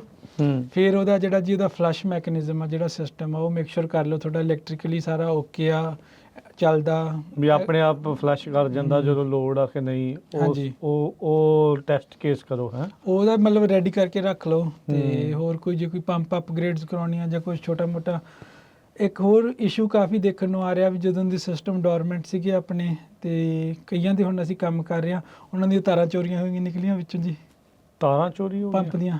ਅੱਛਾ। ਸੋ ਚੋਰ ਡੱਬਾ ਵਿੱਚੋਂ ਖੋਲ ਕੇ ਤਾਰਾਂ ਕੱਢ ਕੇ ਲੈ ਗਏ, ਕਾਪਰ ਚੋਰੀ ਹੋ ਗਿਆ। ਸੋ ਇਹ ਕਾਫੀ ਇਸ਼ੂ ਆ ਰਿਹਾ ਇਸ ਟਾਈਮ ਸਾਰੇ ਪਾਸੇ, ਵੈਂਡਲਿਜ਼ਮ ਜਾਂ ਥੈਫਟ ਦਾ ਇਸ਼ੂ ਬਹੁਤ ਵੱਡਾ ਜੀ। ਸੋ ਨਾ ਹੋਵੇ ਜਦੋਂ ਨੂੰ ਆਪਾਂ ਪੰਪ ਚਲਾਉਣਾ ਉਹਦੇ ਵਿੱਚੋਂ ਚੱਲੇ ਹੀ ਨਾ। ਸਾਡੇ ਇੱਕ ਦੋ ਇਸ਼ੂ ਆ ਗਏ ਇਦਾਂ ਦੇ। ਅੱਛਾ। ਤੇ ਉਹਦੇ ਪਿਛਲੇ ਸਾਲ ਵੀ ਤਾਰਾਂ ਚੋਰੀ ਹੋਈਆਂ ਸੀ, ਆਪਾਂ ਬਦਲ ਕੇ ਐਲੂਮੀਨੀਅਮ ਦੀਆਂ ਪਾਤੀਆਂ। ਹਾਂ, ਉਹ ਤਾਂ ਵੀ ਨਹੀਂ, ਐਲੂਮੀਨੀਅਮ ਦੀ ਮਾਰਕੀਟ ਨਹੀਂ ਹੈਗੀ, ਪਰ ਉਹ ਚੋਰ ਫਿਰ ਗੁੱਸਾ ਕਰ ਗਏ ਵੀ ਤੁਸੀਂ ਚੇਂਜ ਕਰਤੀਆਂ ਵੀ ਤੁਹਾਨੂੰ ਕਾਪਰ ਦੀ ਮਿਲਿਆ, ਉਹ ਤਾਂ ਵੀ ਕਾਪਰ ਲੈ ਕੇ ਨਹੀਂ ਗਏ, ਪਰ ਉਹ ਤਾਰਾਂ ਕੱਟ ਗਏ। ਕਹਿੰਦੇ ਵੀ ਜੇ ਸਾਡੀ ਮਿਹਨਤ ਕੀਤੀ ਹੈ 10 ਯਾਰ ਬੜੇ ਗੰਦੇ ਆ। ਸੋ ਇਹ ਵੀ ਇਦਾਂ ਦੇ ਇਸ਼ੂ ਚੱਲਦੇ ਰਹਿੰਦੇ ਆ ਕਿ ਵੀ ਖਾਸ ਕਰਕੇ ਹੁਣ ਆਪਣੇ ਐਲੂਮੀਨੀਅਮ ਨੂੰ ਕਨਵਰਟ ਕਰੀ ਜਾਂਦੇ ਆ। ਕਾਪਰ ਦੀ ਜਿਹੜੀ ਹੁੰਦੀ ਆ ਐਫੀਸ਼ੀਐਂਸੀ ਜਾਂ ਕੈਰਿੰਗ ਕੈਪੈਸਿਟੀ ਕਰੰਟ ਉਹ ਜ਼ਿਆਦਾ ਹੁੰਦੀ ਹੈ ਜੀ। ਉਹ ਐਲੂਮੀਨੀਅਮ ਤੁਹਾਨੂੰ ਥੋੜਾ ਜਿਹਾ ਓਵਰਸਾਈਜ਼ ਕਰਨਾ ਪੈਂਦਾ ਜਾਂ ਇੰਨਾ ਮੋਟੀ ਪਾਉਣੀ ਪੈਂਦੀ ਆ, ਪਰ ਉਹਦੀ ਚੋਰੀ ਦਾ ਖਤਰਾ ਘੱਟ ਆ। ਬਟ ਹੁਣ ਜਿਹੜਾ ਅੱਕ ਕੇ ਫਿਰ ਉਹ ਕੱਟ ਹੀ ਜਾਂਦੀ ਆ ਕਈ ਵਾਰੀ ਵੀ, ਜੇ ਸਾਨੂੰ ਨਹੀਂ ਮਿਲਿਆ ਤੇ ਤੁਹਾਨੂੰ ਜੋੜ ਪੈਂਦਾ ਹੈ ਜਾਂ ਫਿਰ ਨਵੀਂ ਪੈਂਦੀਆਂ ਤਾਰਾਂ? ਜੋੜ ਪਾਉਣ ਦੇ ਮੈਂ ਹੱਕ 'ਚ ਨਹੀਂ ਜੀ। ਕਿੱਥੋਂ ਲੈ ਕੇ ਕਿੱਥੋਂ ਤੱਕ ਜੋੜ ਨਾ ਪਾਇਆ ਜਾਵੇ? ਟਰਾਈ ਕਰੋ ਕਿਤੇ ਵੀ ਨਾ ਪਵੇ, ਕਿਉਂਕਿ ਜਿਹੜਾ ਜੋੜ ਸਹੀ ਨਹੀਂ ਲੱਗਿਆ ਜਾਂ ਹੀਟਿੰਗ ਸਾਰਾ ਜਿਹੜਾ ਜਿੱਥੇ ਤੁਸੀਂ ਜੋੜ ਲਾਉਣਾ ਉੱਥੋਂ ਹੀਟ ਸ਼ੁਰੂ ਹੋਣੀ ਆ, ਉਹਨੇ ਗਰਮ ਹੋਣ ਲੱਗਣਾ, ਉੱਥੇ ਸੜਦੀਆਂ ਤਾਂ ਉੱਥੇ ਸੜਨੀ ਆ ਜੀ। ਪਰ ਕਈ ਵਾਰੀ ਆਪਣੀ ਮਜਬੂਰੀ ਜੀ ਹੋ ਜਾਂਦੀ, ਫਿਰ ਪਾਉਣਾ ਪੈਂਦਾ, ਉਹ ਗੱਲ ਵੱਖਰੀ ਆ। ਪਰ ਹੁਣ ਮੈਨੂੰ ਚੱਲਦਾ ਕਰਨ ਲਈ ਤਾਂ ਚਲੋ ਇੱਕ ਵਾਰੀ ਤਾਂ ਕਰ ਲਓ, ਪਰ ਇਹ ਵੀ ਬਾਅਦ ਚ ਰਿਪਲੇਸ ਕਰੋ। ਮੈਨੂੰ ਲੱਗਦਾ NEC ਦੀ ਕੋਡ ਦੀ ਰਿਕੁਆਇਰਮੈਂਟ ਆ ਵੀ ਕੋਈ ਬਾਕਸ 'ਚ ਸ਼ਾਇਦ ਵੀ ਕੋਈ ਜੋੜ ਨਹੀਂ ਪਾ ਸਕਦੇ। NEC ਕੀ ਹੈ? ਨੈਸ਼ਨਲ ਇਲੈਕਟ੍ਰਿਕ ਕੋਡ ਜੀ ਜਿਹੜਾ ਇਹਨਾਂ ਦਾ। ਅੱਛਾ, ਇਹਨਾਂ ਦਾ ਆਪਣਾ ਜਿਹੜਾ। ਹਾਂਜੀ, but I could be wrong ਹੈ ਨਾ, ਬਟ ਮੈਂ ਕਾਫੀ ਹੱਦ ਤੱਕ ਕੌਨਫੀਡੈਂਟ ਆ ਵੀ ਉਹ ਅਗਰੀ ਨਹੀਂ ਕਰਦੀ ਵੀ ਆਪਾਂ ਨੂੰ ਜੋੜ ਪਾਉਣਾ ਚਾਹੀਦਾ। ਹੀਟਿੰਗ ਹੋਣਾ, ਸਪਾਰਕ ਹੋਣਾ, ਉੱਥੋਂ ਸਾਰੇ ਇਸ਼ੂਜ਼ ਆਪਣੇ ਫਿਰ ਵੱਧ ਜਾਂਦੇ ਆ। ਤੇ ਇਦਾਂ ਆਪਾਂ ਆਪਣੇ ਸਿਸਟਮ। ਅੱਛਾ, ਇਹ ਜਿਹੜਾ ਹੁਣ ਥੈਫਟ ਦਾ, ਵੈਂਡਲਿਜ਼ਮ ਦਾ ਜਿਹੜਾ ਇਹ ਰੌਲਾ ਆ, ਇਹਨੂੰ ਲੈ ਕੇ ਇਹ ਸ਼ੈਰਿਫ ਦੇ ਅੰਡਰ ਹੀ ਆਉਂਦਾ ਸਾਰਾ ਕੰਮ? ਮੋਸਟਲੀ ਆਪਣੇ ਜਿਹੜੇ ਕਾਉਂਟੀ ਆ ਜੀ, ਇਹ ਸ਼ੈਰਿਫ ਦੇ ਥੱਲੇ ਆਉਂਦੇ ਹੈਗੇ, ਜਿਹੜੇ ਐਗ ਪੰਪ ਕੁਛ ਕਰ ਰਹੇ ਆ। ਇਹ ਕੋਈ ਇਹਨਾਂ ਦੀ ਟਾਸਕ ਫੋਰਸ ਬਣੀ ਆ ਇਹਨਾਂ ਦੀ? ਕਿਸਾਨ ਕੀ ਮਤਲਬ ਇਹ ਇਸ਼ੂ ਤਾਂ ਚੱਕਦੇ ਹੀ ਹੋਣਗੇ? ਇਸ਼ੂ ਚੱਕਦੇ ਆ ਜੀ। ਇਹਨਾਂ ਦੀ ਟਾਸਕ ਫੋਰਸ ਵੀ ਬਣੀ ਵੀ ਆ, ਕੈਗ ਟਾਸਕ ਫੋਰਸ ਆ, ਇਕਵਿਪਮੈਂਟ ਚੋਰੀ ਹੁੰਦੀ, ਦਿਸ ਦੈਟ। ਪਰ ਹਜੇ ਤੱਕ ਮੈਨੂੰ ਨਹੀਂ ਲੱਗਦਾ ਇਹਨਾਂ ਨੂੰ ਸਫਲਤਾ ਕੋਈ ਜ਼ਿਆਦਾ ਹਾਸਲ ਲੱਗੀ ਹੈਗੀ। ਪਰ ਇਹਦੇ 'ਚ ਕੁਛ ਕੁ ਤਰੀਕੇ ਨਾਲ ਆਪਾਂ ਦੇਖਿਆ ਵੀ ਜਿਹੜੇ ਮੈਂ ਕਿਸਾਨਾਂ ਨੂੰ ਮਿਲਦਾ ਉਹ ਕਿੱਦਾਂ ਪ੍ਰੀਕਾਸ਼ਨਸ ਲੈਂਦੇ ਆ। ਕੀ ਕਰਦੇ ਨੇ ਉਹ? ਇੱਕ ਤਾਂ ਜਿਹੜੇ ਹੈਗੇ ਜੀ ਆਪਣੇ ਨਾ ਇੱਕ ਹੰਟਿੰਗ ਵਾਲੇ ਕੈਮਰੇ ਹੁੰਦੇ ਆ, ਸਪੌਟ ਕੈਮਰਾ ਜਿਹਨੂੰ ਕਹਿੰਦੇ ਹੈਗੇ। ਸੋ ਆਪਣੇ ਕਾਫੀ ਲੋਕਾਂ ਦਾ ਮੈਂ ਦੇਖਿਆ ਵੀ ਉਹ ਇਹੋ ਜਿਹੇ ਲੁਕੋ ਕੇ ਲਾ ਦਿੰਦੇ ਆ, ਉਹ ਫਿਰ ਉਹਦੀ ਫੋਟੋ ਕੈਪਚਰ ਕਰ ਲੈਂਦਾ। ਸੋ ਇੱਕ ਤਾਂ ਉਹ ਤਰੀਕਾ ਇਹਨਾਂ ਨੂੰ ਫੜਨ ਦਾ, ਪਰ ਫਿਰ ਵੀ ਉਹ ਲੱਭ ਲਾਂਗੇ, ਥੋੜਾ ਨੁਕਸਾਨ ਤਾਂ ਫਿਰ ਵੀ ਉਹਨਾਂ ਨੇ ਕਰ ਹੀ ਜਾਣਾ। ਸੋ ਦੂਜਾ ਮੈਂ ਦੇਖਿਆ ਜੀ ਜਿਨ੍ਹਾਂ ਨੂੰ ਵੈਲਡਿੰਗ ਦਾ ਰਿਸੋਰਸ ਹੈਗੇ, ਸਾਰੇ ਦੇ ਆਲੇ ਦੁਆਲੇ ਕਾਫੀ ਹੈਵੀ ਡਿਊਟੀ ਜੰਗਲਾ ਲਾ ਕੇ, ਮੋਟਾ ਲਾ ਕੇ, ਜਿਹੜਾ ਕੱਟਣਾ ਨਾ ਸੌਖਾ ਹੋ ਜੇ, ਵੀ ਉਹ ਜਿੰਨਾ ਵੱਧ ਤੋਂ ਵੱਧ। ਪਾਵਰ ਟੂਲ ਨੇ ਕੰਮ ਬਹੁਤ ਸੌਖਾ ਕਰਤਾ ਇਹਨਾਂ ਦਾ। ਬਟ ਫਿਰ ਵੀ ਮੈਂ ਖਾਸ ਕਰਕੇ ਆਪਣਾ ਮਕਮਲਨ ਕਰਦਰ ਏਰੀਆ ਜ਼ਿਆਦਾ ਐਕਟਿਵ ਆ ਜੀ ਚੋਰਾਂ ਦਾ ਕੋਈ ਕਾਰਨਾ ਕਰਕੇ। ਤੇ ਉੱਥੇ ਮੈਂ ਦੇਖਦਾ ਵੀ ਕਾਫੀ ਮੋਟੀ ਮੋਟੀ ਚਾਦਰ ਲਾ ਕੇ, ਲੋਹੇ ਦੇ ਸਪੋਲ ਲਾ ਕੇ ਉਹ ਟਰਾਈ ਕਰਦੇ ਵੀ ਬਚਾ ਕਰ ਸਕੀ ਇਹਨਾਂ ਤੋਂ। ਅੱਛਾ, ਇਰੀਗੇਸ਼ਨ ਦੇ ਵਿੱਚ ਜਿਹੜਾ ਹੁਣ ਤੁਸੀਂ ਦੱਸਿਆ ਵੀ ਸੈਂਡ ਮੀਡੀਆ ਦਾ ਦੱਸਿਆ ਵੀ ਕੋਰਸ ਹੋਣਾ ਚਾਹੀਦਾ, ਰਾਊਂਡ ਨਾ ਹੋਇਆ ਹੋਵੇ, ਕ੍ਰਿਸਟਲਾਈਜੇਸ਼ਨ ਨਾ ਹੋਵੇ। ਇਹ ਉੱਦਾਂ ਜਿਹੜੀ ਇਹ ਸੈਂਡ ਬਦਲਣੀ ਇਸ ਵੈਰੀ ਇਨਐਕਸਪੈਂਸਿਵ ਜਾਂ ਐਕਸਪੈਂਸਿਵ ਜਾਂ ਠੀਕ ਹੀ ਆ? ਇਹ ਜ਼ਿਆਦਾ ਮਹਿੰਗਾ ਕੰਮ ਨਹੀਂ ਹੈ? ਇਹ ਜ਼ਿਆਦਾ ਮਹਿੰਗਾ ਕੰਮ ਨਹੀਂ ਜੀ, ਜੇ ਤਾਂ ਦੇਖੋ ਜੰਮੀ ਵੀ ਨਹੀਂ ਕੁਛ ਵੀ ਠੀਕ ਆ, ਸਿਰਫ ਰਿਪਲੇਸ ਹੀ ਕਰਨੀ ਆ। ਉਹਦੇ ਵਿੱਚ ਕੀ ਹੁੰਦਾ, ਦੋ ਤਰ੍ਹਾਂ ਦੇ ਫਿਲਟਰ ਆਉਂਦੇ ਆ ਜੀ ਆਪਣੇ ਮੋਸਟਲੀ ਜਿਹੜੇ ਯੂਜ਼ ਕਰਦੇ ਆ। ਇੱਕ ਤਾਂ ਹੋ ਗਏ ਆਪਣੀ ਬ੍ਰਾਂਡ ਫਲੋ ਗਾਰਡ ਹੋ ਗਿਆ, ਇੱਕ ਟੋਰੋ ਹੋ ਗਿਆ, ਜਾਂ ਹੋਰ ਮਤਲਬ, ਬਟ ਇਹ ਦੋ ਕਿਸਮ ਦੇ ਹੁੰਦੇ ਹੈਗੇ। ਕਈਆਂ ਦੇ ਵਿੱਚ ਥੱਲੇ ਲੇਅਰ ਰੇਤਾ ਉਹਦੀ ਪੈਂਦੀ ਹੈ, ਗ੍ਰੈਵਲ ਦੀ, ਉੱਤੋਂ ਦੀ ਰੇਤਾ ਪੈਂਦੀ ਹੈਗੀ। ਕਈ ਜਿਹੜੇ ਨਵੇਂ ਆ ਰਹੇ ਉਹਨਾਂ 'ਚ ਸਿਰਫ ਰੇਤਾ ਪੈਂਦੀ ਹੈਗੀ, ਕੱਲੀ ਰੇਤਾ ਹੀ। ਹਾਂਜੀ, ਸੋ ਉਹਦੇ ਹੁੰਦਾ ਕੀ ਆ, ਪ੍ਰੋਸੀਜਰ ਥੱਲੋਂ ਖੋਲ ਕੇ ਸਾਰਾ ਡਰੇਨ ਕਰਕੇ ਕਈ ਵਾਰੀ ਜੇ ਜਿਹੜੀ ਉਹਦੀ ਜਾਲੀਆਂ ਜੇ ਖਰਾਬ ਲੱਗਦੀਆਂ ਹੋਣ ਉਹ 'ਚ ਐਸਿਡ ਟਰੀਟਮੈਂਟ ਵੀ ਆਪਾਂ ਕਰ ਲਈਦਾ ਵਿੱਚ ਉਹਨੂੰ ਸਾਫ਼ ਕਰਕੇ। ਜੇ ਉਹ ਨਹੀਂ ਲੱਗਦਾ ਤੁਹਾਨੂੰ ਜਿਹੜਾ ਅੰਦਰ ਸਾਰਾ ਸਾਫ਼ ਹੈਗਾ, ਕੁਛ ਜੰਮ ਹੈ ਨਹੀਂ, ਕ੍ਰਿਸਟਲਾਈਜੇਸ਼ਨ, ਫਿਰ ਉਹਦੇ ਵਿੱਚ ਤੁਹਾਡੇ ਫਿਲਟਰ ਦੀ ਰਿਕੁਆਇਰਮੈਂਟ ਦੇ ਹਿਸਾਬ ਨਾਲ ਪਹਿਲਾ ਲੇਅਰ ਗ੍ਰੈਵਲ ਦੀ ਪਾ ਕੇ ਉੱਤੋਂ ਸੈਂਡ ਪਾ ਦਈਦੀ ਆ। ਤੇ ਕੋਈ ਜ਼ਿਆਦਾ ਮਹਿੰਗਾ ਨਹੀਂ ਜੀ। ਤੁਸੀਂ ਜਦੋਂ ਪਰਚੇਸ ਕਰਨ ਜਾਣਾ ਤੁਸੀਂ ਵੈਂਡਰ ਨੂੰ ਜਿਸ ਮਰਜ਼ੀ ਦੱਸ ਦਿਓ ਭਾਈ ਮੇਰੇ 2 48 ਇੰਚ ਜਾਂ 2 36 ਇੰਚ ਦੇ ਢੋਲ ਆ, ਉਹਨਾਂ ਕੋਲ ਹੁੰਦਾ ਸਾਰਾ ਹਿਸਾਬ ਕਿਤਾਬ, ਉਹਨਾਂ ਨੇ ਕਿੰਨੀ ਕਪੈਸਿਟੀ ਕਿੰਨਾ ਪੈਣਾ ਇਹਦੇ ਵਿੱਚ। ਹਾਂਜੀ ਤੇ ਉਸ ਹਿਸਾਬ ਨਾਲ ਉਹਨਾਂ ਨੇ ਤੁਹਾਨੂੰ ਸਮਾਨ ਦੇ ਦੇਣਾ ਚੇਂਜ ਕਰਨ ਵਾਸਤੇ। ਈਜ਼ੀ ਆ, DIY ਵਾਲਾ ਹੀ ਆ, ਆਪ ਹੀ ਕਰ ਲੈਂਦੇ ਹੁਣੇ। ਤਕਰੀਬਨ DIY ਪ੍ਰੋਜੈਕਟ ਹੀ ਆ ਜੀ, ਖਾਸ ਕਰਕੇ ਕਿਉਂਕਿ ਜ਼ਿਆਦਾ ਬਲਕ 'ਚ ਆਪਾਂ ਖਰੀਦ ਸਕਦੇ ਆ, ਉਹ ਤਾਂ ਫਿਰ ਹਾਰਡ ਹੋ ਜਾਂਦਾ ਗਾ। ਵੱਡਾ ਜਿਹੜਾ ਹੁੰਦਾ ਗਾ ਬੈਗ ਜਾਂ 2000 ਪਾਉਂਡ ਵਾਲਾ, ਪਰ ਜਿਹੜੇ ਆਮ ਟਿਪੀਕਲ ਸਿਸਟਮ ਆਪਣੇ ਇਹਨਾਂ ਦੇ ਵਿੱਚ 50 ਪਾਉਂਡ ਵਾਲੇ ਜਾਂ 80 ਪਾਉਂਡ ਵਾਲੇ ਉਹ ਬੁਰੇ ਜਿਹੇ ਮਿਲਦੇ ਹੈਗੇ, ਉਹ ਵਿੱਚ ਇੱਕ ਖੋਲ ਕੇ ਪਾੜ ਕੇ ਵਿੱਚ ਉਹਨੂੰ ਫਿਲ ਕਰੀ ਚੱਲੋ। ਠੀਕ ਆ। ਇਸ ਤੋਂ ਇਲਾਵਾ ਇਰੀਗੇਸ਼ਨ ਨੂੰ ਲੈ ਕੇ ਹੋਰ ਕੋਈ ਚੀਜ਼ ਦੇਖਣ ਵਾਲੀ ਆ? ਇੱਕ ਤਾਂ ਜਿਹੜਾ ਜ਼ਮੀਨ ਹੇਠਲਾ ਪਾਣੀ ਆ ਰਿਹਾ ਹੈ ਉਹਦੇ ਲਈ, ਜਾਂ ਜਿੱਦਾਂ ਤੁਸੀਂ ਰੈਜ਼ਰਵਾਇਰ ਦੀ ਗੱਲ ਕੀਤੀ ਸੀ ਉਹਦੇ ਲਈ, ਇਹਨਾਂ 'ਚ ਕੁਝ ਡਿਫਰੈਂਟ ਦੇਖਣਾ ਪੈਣਾ ਆ ਜਾਂ ਦੋਨਾਂ ਦੇ ਲਈ ਚੈੱਕਅਪ ਸੇਮ ਹੀ ਆ? ਨਹੀਂ, ਚੈੱਕਅਪ ਤਾਂ ਸੇਮ ਆ ਜੀ। ਦੇਖੋ ਪਹਿਲਾਂ ਤਾਂ ਜਿਹੜਾ ਮੈਨੂੰ ਲੱਗਦਾ ਜਿਹੜਾ ਆਪਣਾ ਥੱਲੇ ਆਉਂਦਾ ਧਰਤੀ ਹੇਠਲਾ ਪਾਣੀ, ਉਹਦੇ 'ਚ ਇਸ਼ੂਜ਼ ਜ਼ਿਆਦੇ ਆਗੇ, ਹਾਰਡਨੈਸ ਪਲੱਸ ਨਾਈਟ੍ਰੇਟ ਵਗੈਰਾ, ਹੋਰ ਕਈ ਕੁਛ ਆ। ਤੇ ਜਿਹੜਾ ਆਪਣੇ ਰੈਜ਼ਰਵਾਇਰ ਬੇਸਡ ਆ ਜਾਂਦਾ, ਇਹਨਾਂ ਦਾ LG ਦਾ ਇਸ਼ੂ ਜ਼ਰੂਰ ਆਉਂਦਾ ਰੈਜ਼ਰਵਾਇਰ ਦੇ ਵਿੱਚ। ਪਾਣੀ ਜ਼ਿਆਦਾ ਟਾਈਮ ਖੜਾ ਰਹਿੰਦਾ ਤੇ ਉਹਦਾ LG ਬਿਲਡਅਪ ਹੋਣ ਲੱਗ ਜਾਂਦੀ ਹੈ। ਸੋ ਉਹਦੇ 1-2 ਟਰੀਟਮੈਂਟ ਹੁੰਦੇ ਆ ਜੀ, ਕਲੋਰੀਨ ਟਾਈਪ, ਬਟ ਉਹ ਤੁਸੀਂ ਆਪਦੇ PCA ਨੂੰ ਕੰਸਲਟ ਕਰਕੇ ਉਨੀ ਮਾਤਰਾ ਦੇ ਵਿੱਚ ਹੀ ਉਹਦੇ 'ਚ ਐਡ ਕਰੋ ਵੀ ਤੁਹਾਡਾ LG ਵੀ ਕਲੀਨ ਹੋ ਜੇ ਪਰ ਤੁਹਾਡੇ ਕ੍ਰੌਪ ਨੂੰ ਨਾ ਕੋਈ ਨੁਕਸਾਨ ਹੋਵੇ। ਠੀਕ ਆ। ਸੋ ਉਹਦੇ ਵਾਸਤੇ ਮੈਂ ਸੁਜੈਸਟ ਕਰਦਾ ਵੀ ਤੁਸੀਂ ਆਪਣੇ PCA ਨੂੰ ਜ਼ਰੂਰ ਕੰਸਲਟ ਕਰ ਲਓ, ਕੀ ਰეკਮੈਂਡ ਕਰਦੇ ਆ, ਕਿੰਨੀ ਮਾਤਰਾ 'ਚ ਪਾਉਣਾ ਚਾਹੀਦਾ। ਠੀਕ ਹੈ, ਠੀਕ ਹੈ। ਸੋ ਗੱਲਬਾਤ ਆਪਾਂ ਕਰ ਰਹੇ ਹਾਂ ਦਯਾਦੀਪਕ ਸਿੰਘ ਹੁਣਾਂ ਦੇ ਨਾਲ, ਤੇ ਜੋ ਇਸ ਟਾਈਮ ਖਾਸ ਕਰਕੇ ਬਦਾਮਾਂ ਦੇ ਖੇਤਾਂ ਨੂੰ ਲੈ ਕੇ ਜਿਹੜੇ ਰੁਝੇਵੇਂ ਆ ਉਹ ਚੱਲ ਰਹੇ ਆ, ਉਸ ਬਾਰੇ ਜਿਹੜੀ ਉਹ ਚਰਚਾ ਜਿਹੜੀ ਆਪਾਂ ਕਰ ਰਹੇ ਹੈਗੇ ਆ। ਦਯਾਦੀਪਕ ਸਿੰਘ ਜੀ, ਇੱਕ ਇਹ ਵੀ ਦੱਸੋ, ਜਿਹੜਾ ਐਲਮੰਡ ਬੋਰਡ ਦੇ ਨਾਲ ਵੀ ਆਪਾਂ ਦੇਖਿਆ ਵੀ ਆਪਾਂ ਨੂੰ ਪਤਾ ਹੀ ਆ ਵੀ ਪਿਛਲੇ ਸਾਲ ਦੇ ਵਿੱਚ ਜੋ ਕੁਛ ਵਾਪਰਿਆ, ਨੈਸ ਦੀਆਂ ਰਿਪੋਰਟਸ ਤੋਂ ਵੀ ਉਹਨਾਂ ਨੇ ਕਿਹਾ ਵੀ ਹੁਣ ਅਸੀਂ ਉਹਨਾਂ ਦੀ ਫੰਡਿੰਗ ਨਹੀਂ ਕਰਨੀ, ਉਸ ਨੂੰ ਨਹੀਂ ਜਿਹੜਾ ਉਹ ਲਿਆ ਕਰਨਾ। ਪਿਛਲੇ ਸਾਲ ਦੇ ਵਿੱਚ ਜਿਹੜੀ ਯੀਲਡ ਵਗੈਰਾ ਆ ਉਸ ਦਾ ਅਸਰ ਕਿੱਦਾਂ ਆ, ਅਤੇ ਇਸ ਵਾਰ ਜਿਹੜੇ ਬੂਟੇ ਆ ਇਹ ਬਿਮਾਰੀ ਤੋਂ ਬਚੇ ਹੋਏ ਨੇ, ਠੀਕ ਆ ਕਿ ਕਿਵੇਂ, ਜਿਹੜੀ ਆ ਉਸ ਐਂਗਲ ਤੋਂ ਕਿੱਦਾਂ ਜਿਹੜੇ ਕਿਸਾਨ ਉਹ ਤਿਆਰੀ ਦੇ ਵਿੱਚ ਨੇ? ਜੀ, ਸੋ ਜਿਹੜੀ ਪਿਛਲੀ ਆਪਣੀ ਰਿਪੋਰਟ ਆਈ ਸੀ ਤੇ ਉਸ ਤੋਂ ਜਿਹੜੀ ਆਪਣੀ ਓਵਰਆਲ ਜਿਹੜੀ ਆਪਣੀ ਯੀਲਡ ਸੀ ਪਿਛਲੇ ਸਾਲਾਂ ਦੀ, ਉਹ ਤਾਂ ਲਗਭਗ ਘੱਟ ਹੀ ਹੈਗੀ ਜੀ। ਮੇਰਾ ਅੰਦਾਜ਼ਾ ਅੱਧਾ ਕੁ ਬਿਲੀਅਨ ਘੱਟ ਸੀ। ਹਾਂਜੀ, ਸੋ 2.5 ਬਿਲੀਅਨ ਪਾਉਂਡ ਮੈਂ ਆਸ ਕਰਦਾ ਪਿਛਲੇ ਸਾਲ ਦੀ ਹੋਊਗੀ। ਮੈਂ ਐਗਜ਼ੈਕਟ ਫਿਗਰਸ ਮੈਂ ਦੇਖਿਆ ਨਹੀਂ, ਬਟ ਆਹ ਸਾਲ ਸੋ ਫਾਰ ਠੀਕ ਲੱਗ ਰਿਹਾ ਜੀ। ਤੇ ਜਿਹੜੇ ਚਿੱਲ ਆਵਰਸ ਆ ਉਹ ਮੈਨੂੰ ਲੱਗਦਾ ਕਿ ਘੱਟ ਆ ਗਏ, ਕਿਉਂਕਿ ਪਹਿਲਾਂ ਠੰਡ ਘੱਟ ਪਈ, ਬਟ ਪਰ ਹੁਣ ਜਿਹੜੀ ਧੁੰਦ ਪੈ ਰਹੀ ਉਹ ਪੂਰੇ ਕਰ ਜਾ ਰਹੀ ਹੈ। ਆਈ ਹੋਪ ਉਹ ਪੂਰੇ ਹੋ ਜਾਣਗੇ, ਬਟ ਆਪਾਂ ਨੂੰ ਐਵਰੇਜ ਸਾਲ ਮੈਂ ਮੰਨ ਕੇ ਚੱਲ ਰਿਹਾ 2.6-2.7 ਬਿਲੀਅਨ ਪਾਉਂਡ ਵਾਲਾ। ਸੋ ਜੇ ਕਾਫੀ ਬੰਪਰ ਕ੍ਰੌਪ ਆ ਜਾਂਦਾ ਫਿਰ ਉਹਨੇ ਮਾਰਕੀਟ ਅਪਸੈਟ ਕਰ ਦੇਣੀ ਆ ਦੁਬਾਰੇ, ਤੇ ਜੇ ਇੰਨੇ ਕੁ ਰਹਿੰਦਾ ਤੇ ਹੁਣ ਪ੍ਰਾਈਸ ਵੀ 270-75 ਦੀ ਰੇਂਜ ਦੇ ਵਿੱਚ ਟ੍ਰੇਡ ਕਰ ਰਿਹਾ। ਵਧੀਆ ਤਾਂ ਨਹੀਂਗਾ, ਬਟ 1.5-2 ਨਾਲੋਂ ਤਾਂ ਕਾਫੀ ਫਿਰ ਵੀ ਬੈਟਰ ਹੈ ਜੀ। ਨਹੀਂ, ਸਹੀ ਹੈ। ਪਰ ਇਨਪੁਟ ਕਾਸਟ ਵੀ ਤਾਂ ਬਹੁਤ ਵੱਧ ਗਏ ਆ ਨਾ ਜੀ ਰਾਜਕਰਨ ਜੀ। ਇਨਪੁਟ ਕਾਸਟ ਦਾ ਇਸ਼ੂ ਬਹੁਤ ਵੱਡਾ ਆ ਰਿਹਾ ਹੈਗਾ। ਦੇਖੋ ਫਰਟੀਲਾਈਜ਼ਰ ਦੀ ਕਾਸਟ ਵੀ ਵੱਧ ਗਈ, ਡੀਜ਼ਲ ਥੋੜਾ ਜਿਹਾ ਸਸਤਾ ਜ਼ਰੂਰ ਹੋਇਆ, ਉਹ ਇਕਵਿਪਮੈਂਟ ਕਾਸਟ ਵੀ ਵੱਧ ਰਹੀ ਆ। ਜਿਹੜਾ ਸਾਰੇ ਤੋਂ ਵੱਡੀ ਕਾਸਟ ਆਪਣੀ ਉਹ ਹੈਗੀ ਬਿਜਲੀ ਜੀ, PG&E ਦੀ ਕਾਸਟ ਦਾ ਉਹਦਾ ਹਜੇ ਹੱਲ ਨਹੀਂ ਲੱਭ ਰਿਹਾ ਕੋਈ ਸੌਖਾ। ਉਹਦਾ ਹੱਲ ਤਾਂ ਮੇਰਾ ਲੱਗਦਾ ਸੋਲਰ ਹੀ ਆ ਫਿਰ।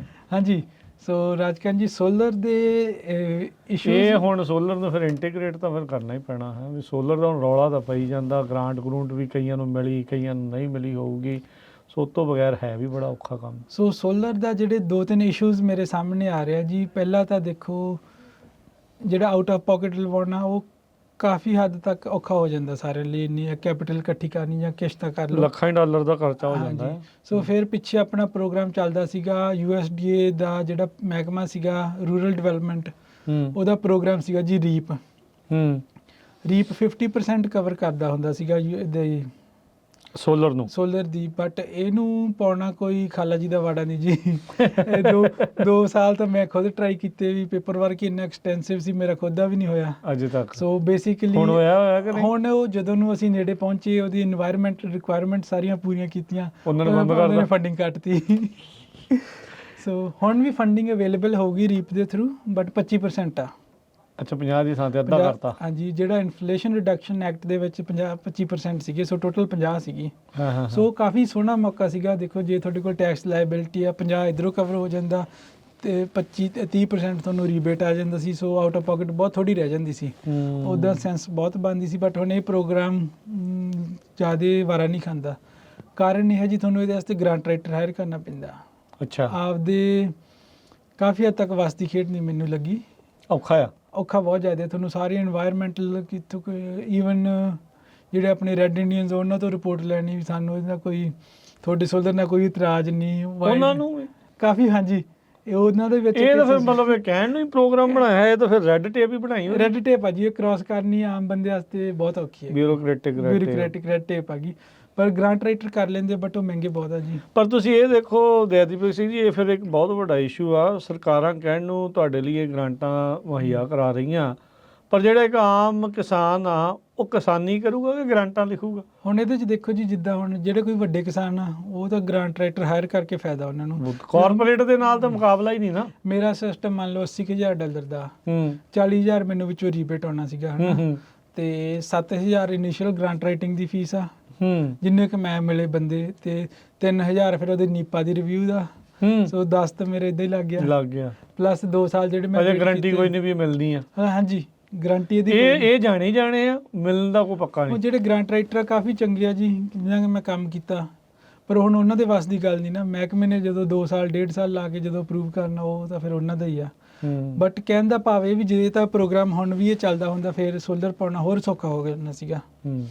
ਤੇ ਕੀ ਕੈਲੀਫੋਰਨੀਆ ਦੇ ਆਪਣੇ ਪੱਧਰ ਤੇ ਵੀ ਕੋਈ ਹੈਗਾ ਹੈ, ਜਿੱਦਾਂ USDA ਦਾ ਰੀਪ ਪ੍ਰੋਗਰਾਮ ਆ, ਕਿ ਕੈਲੀਫੋਰਨੀਆ ਦਾ ਵੀ ਕੋਈ ਆਪਣਾ ਪ੍ਰੋਗਰਾਮ ਇਦਾਂ ਦਾ ਹੈਗਾ? ਜੀ, ਇਹ ਪ੍ਰੋਗਰਾਮ ਤਾਂ ਹੈ ਇਹਨਾਂ ਦਾ। ਇਹ ਹੈਗਾ ਜਿਹੜਾ ਸਵੀਪ ਪ੍ਰੋਗਰਾਮ ਹੈ ਨਾ, ਸਵੀਪ ਲਾਸਟ 2021 ਚ ਖੁੱਲਿਆ ਸੀਗਾ, ਤੇ ਉਹਦੇ ਵਿੱਚ ਇੱਕ ਕੰਪੋਨੈਂਟ ਤੁਸੀਂ ਸੋਲਰ ਦਾ ਕਵਰ ਜ਼ਰੂਰ ਕਰ ਸਕਦੇ ਸੀ। ਜਦੋਂ ਇਨੀਸ਼ੀਅਲੀ ਉਹਨੇ ਖੋਲਿਆ ਸੀਗਾ, ਉਦੋਂ ਤਾਂ 2 ਲੱਖ ਦੀ ਗ੍ਰਾਂਟ ਹੁੰਦੀ ਸੀਗੀ ਪਰ APN, ਤੇ ਕੋਈ ਉਹਦੇ ਚ ਬੰਦਿਸ਼ ਨਹੀਂ ਸੀਗੀ ਵੀ ਕਿੰਨਾ ਸੋਲਰ ਲਾਉਣਾ।